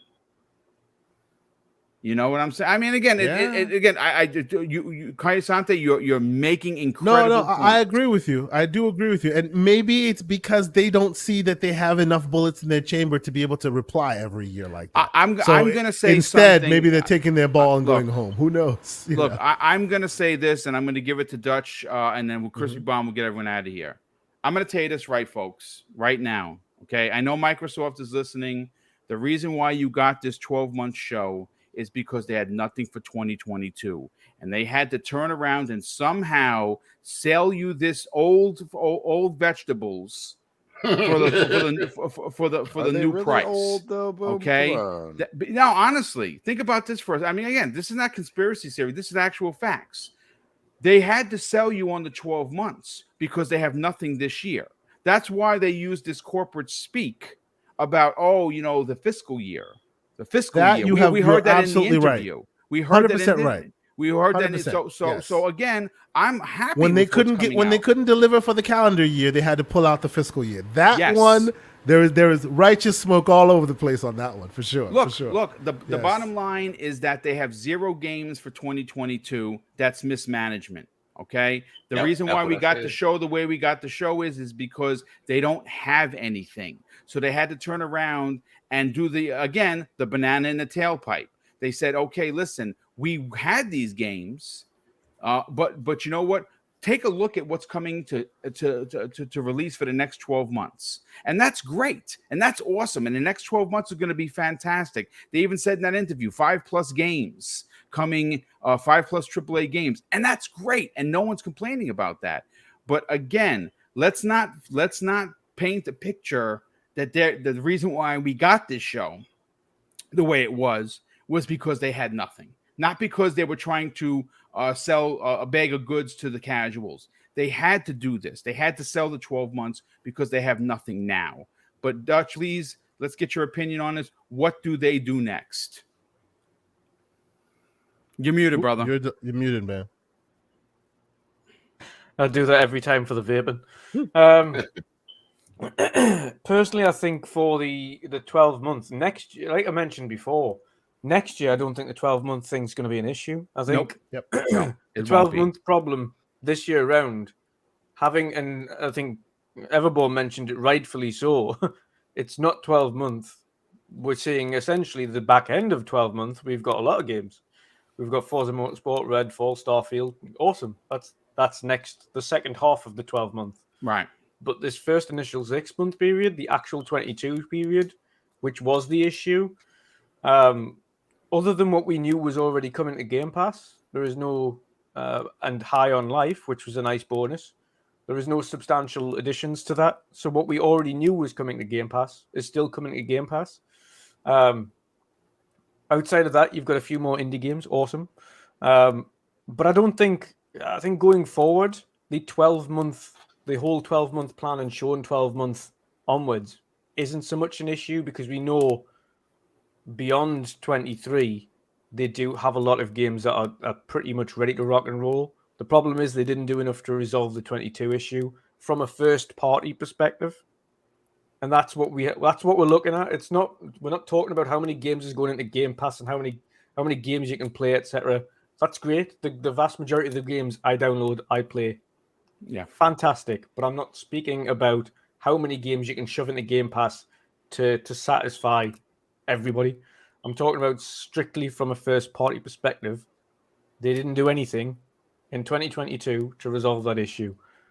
It is what it is. We cannot resolve that now. Yeah. What's done is done. Yes. In the next situation, the whatever it is, whether it be another E3, whether it be the Summer Game Fest, whether it be Microsoft Direct, we know it's going to be everything next year because they've both said they're going to turn up. So there's going to be a weird situation next year anyway in terms of showcases because God knows what's going to happen with a clash of all these different people trying to do things. But what we do know is that next year and the 12-month plan going fiscal year June to July of the following 2024 is going to be a different story altogether because you're going to have games that are dropping, whether that be the Halo expansion, whether it be talking about Avowed, whether it be talking about Hellblade. And I still think, and people said this before the showcase as well, they firmly believe they just keep giving that to Jeff Keighley. So there's a good chance we'll probably see Hellblade at the Keighley's again this year. Oh, so you finally given up on that idea? I finally given up. I sacrificed myself to that, unfortunately. Clearly, yeah, that was a wishful. To be fair, that was just wishful thinking. It was purely wishful thinking that I was going to eventually get that release date for Hellblade, but it wasn't. They've tied it to the Keighley's. Clearly, they've tied it to the Keighley's. So, that's fair enough. And that's fine. That's Again, fine, they're not going to drop. Like a special whiz bang at the Tokyo Game Show because they don't really have a lot of presence there. That's fine. Gamescom, still questionable. Yeah, I was going to say for me specifically, I don't think the 12-month plan is going to be an issue for future showcases. I think it will work, and I think with the right balance, this one would have worked a bit better as well for all cases. And we have to look. We've said this before. And we'll say it again. There is obviously there's no such thing as every game's for everyone, but there is a game for everyone, and that couldn't be more true than this showcase. Because yes, there was at least 5, 6, 7, 8 games that we seen in that showcase that we loved and were excited to play, or liked at least, and we're looking forward to playing. But it was never going to please everyone. It did get a really great reception, and it's good to see. I'm glad loads of people are really happy. Good for them, people. Good for them, people. We're all entitled to an opinion, and it's just the way you convey that opinion that matters. It's not doom and gloom. Is this the end of the not road? even remotely close. The future for Xbox is brighter than Nintendo and PlayStation combined. Extremely bright. There's no doubt about it. I'm just saying that for me personally, as an old school cat, I am hoping that just looking at 12 months ahead isn't the end game. There's got to be somewhere in the middle, and I don't care if it's the Keeleys. I don't care if it's Summer Game Fest. You do one there, and you do one at the Game Awards, because they are viewed by a lot of people.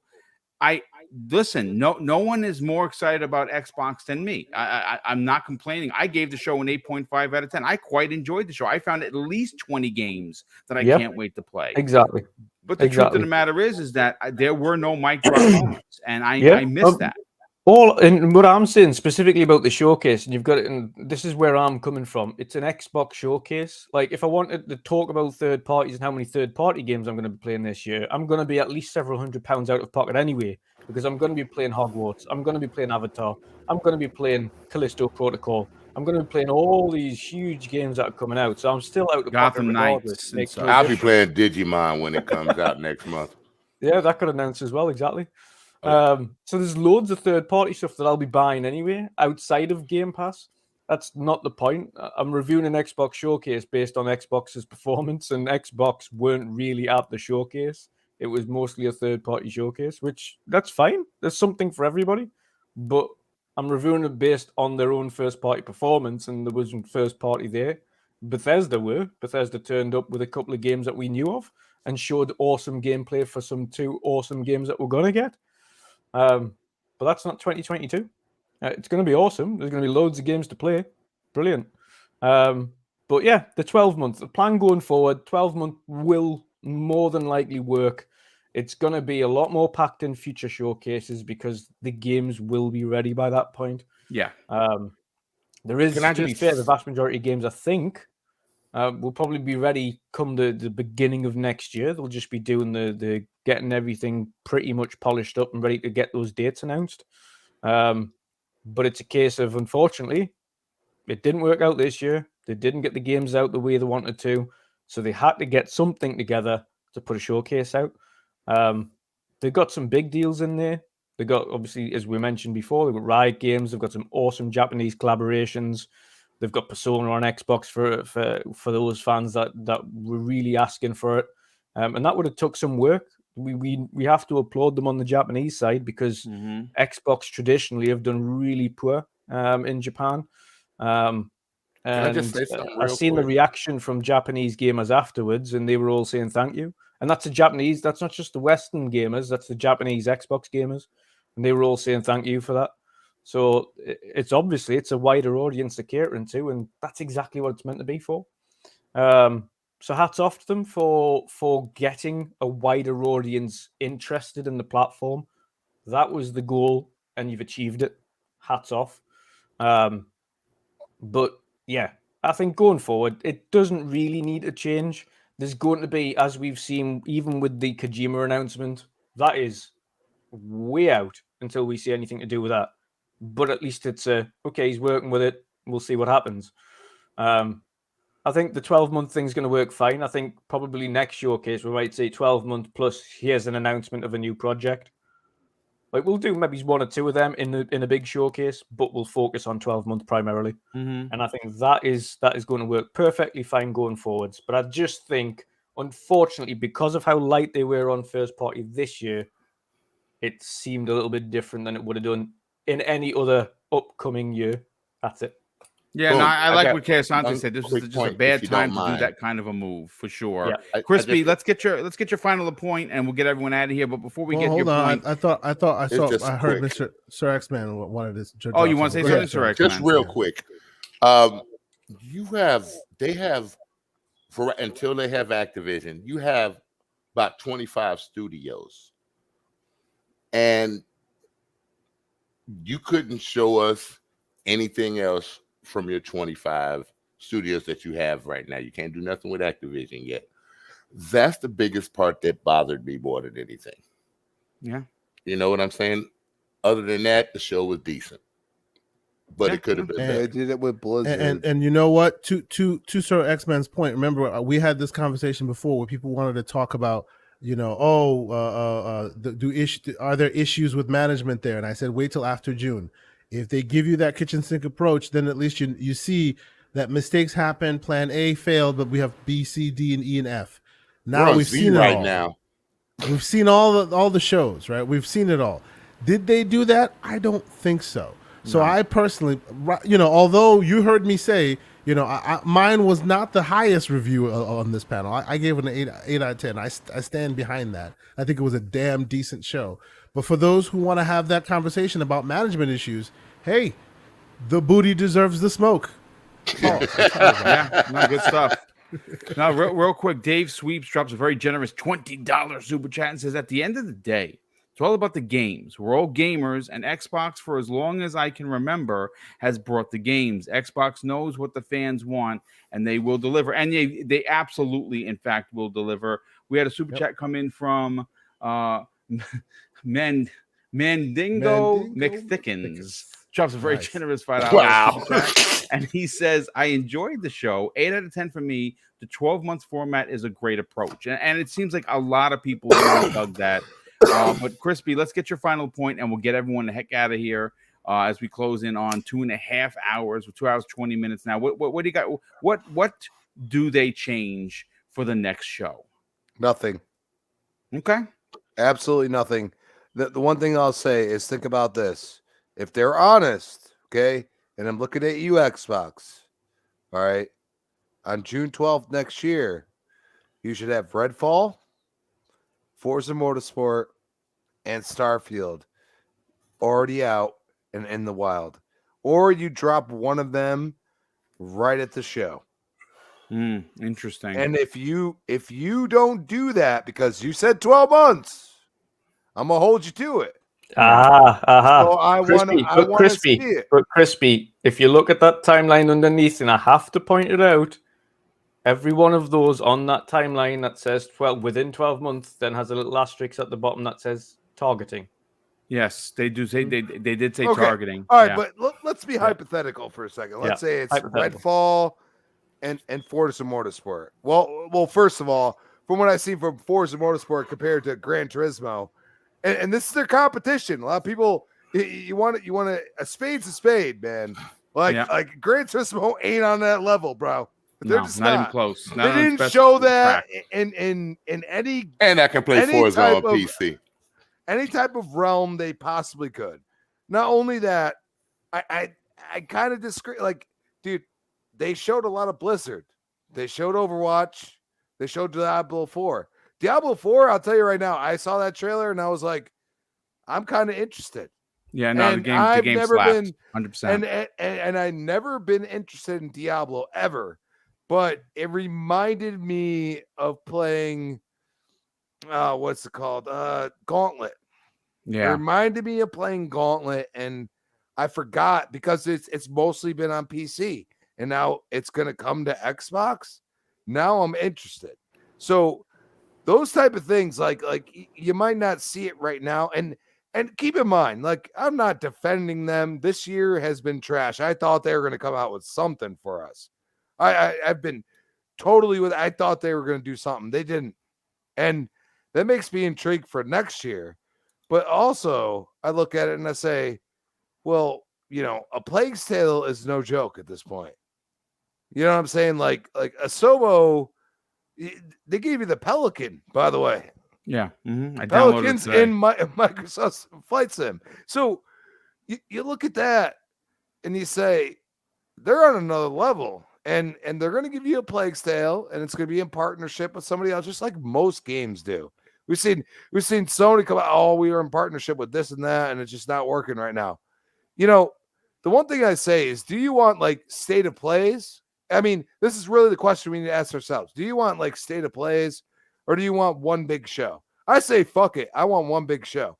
And if it's going to be for 12 months, what's in the pipeline already that we've already seen? Avowed, State of Decay 3. You got all these games that are just sitting there. Hellblade 2. You know what I'm saying? You got all these games sitting there, and you say, well, let's give the games that are going to come out soon a more light. And they did that. I'm sorry. You know what I mean? So the future of Xbox is actually delivering those games every freaking quarter. Yeah. Give me, and you know what? We'll get to June 12th next year, and they should have something for December, November. They should have something. Yeah, they'll have something for the fall because that they'll be able to say, okay, this is what's coming in the next 12 months. Exactly. So and it's something that might and surprise us. advertise Overwatch free on Xbox.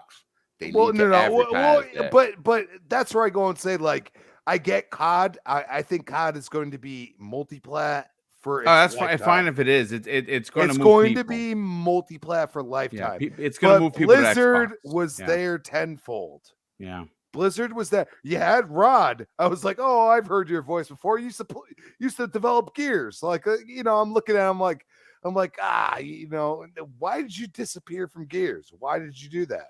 Well, he likes Diablo more. And you know what? From what I saw from that, I was like, man, this is a good job. This is actually something I want to play now. And it's coming to console for once in its life. So I don't know, man. Like, they're doing things that, kind of somebody's going to hate, somebody's going to love. For me, I'm just like, I look at it as a true hardcore gamer that's played on, arcade systems and everything else. And I say, go for it, but you got to deliver. I will be the first one to say, if on June 12th next year, 2023, there isn't those 3 games coming out, or they're already out in the wild. If that doesn't happen, I'm going to have a problem because you kind of promised me that. Yeah, no. I mean, listen, and good stuff. Listen, this has been one hell of a show. A lot of emotion behind it. A lot of people in the chat. First of all, the chat was absolutely fantastic tonight. Even if you didn't agree with me, you agreed with Dutch or Kayasante or Sir X-Man or Mag.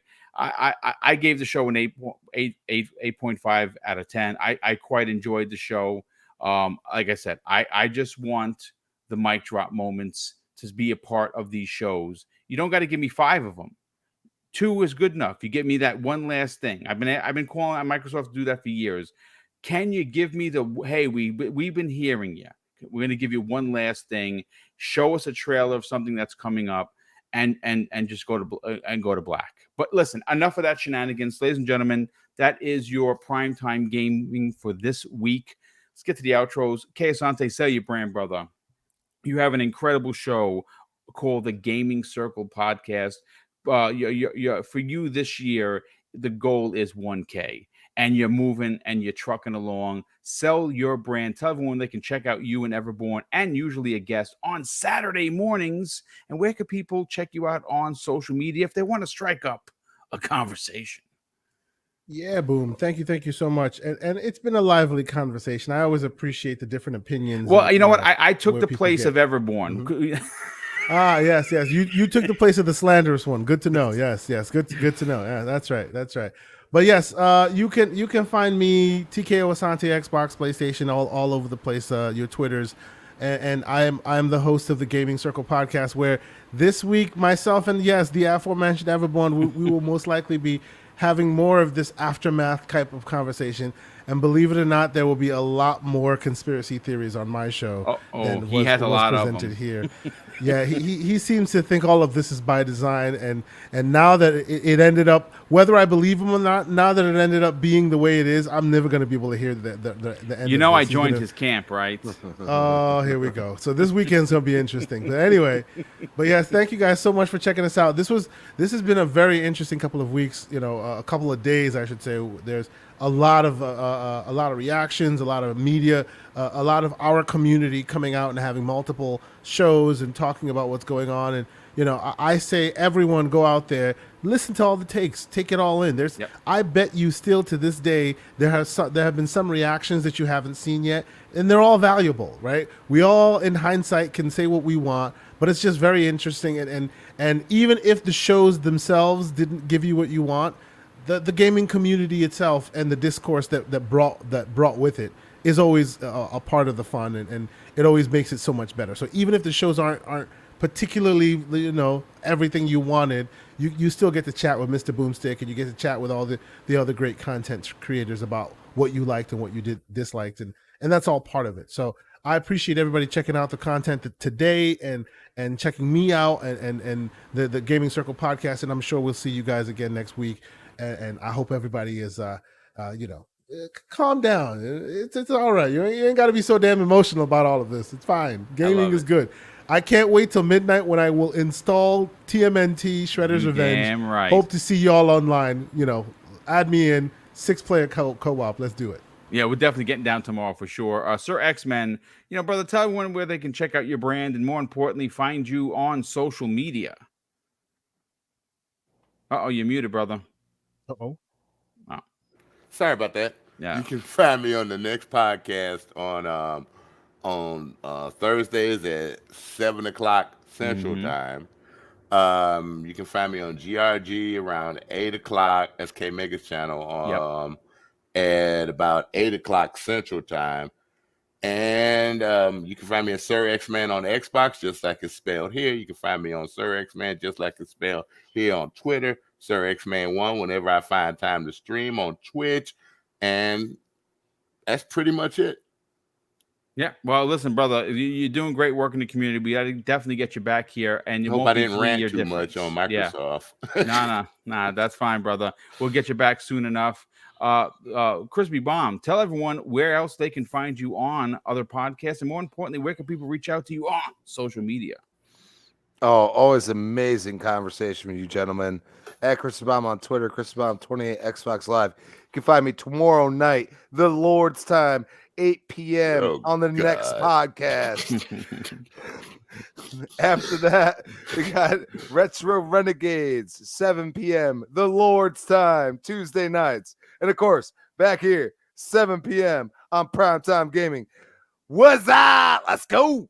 Yeah, nice stuff. And Wandering Dutch, you had a show today, brother. Tell everyone where they can help you continue your trek to 5K on the Wandering Dutch YouTube channel. And more importantly, where can people reach out to you on social media? Certainly. Massive shout out to the chat. A lot of passion in the chat today. Yeah, it was great. It was awesome. Soul, but that's great.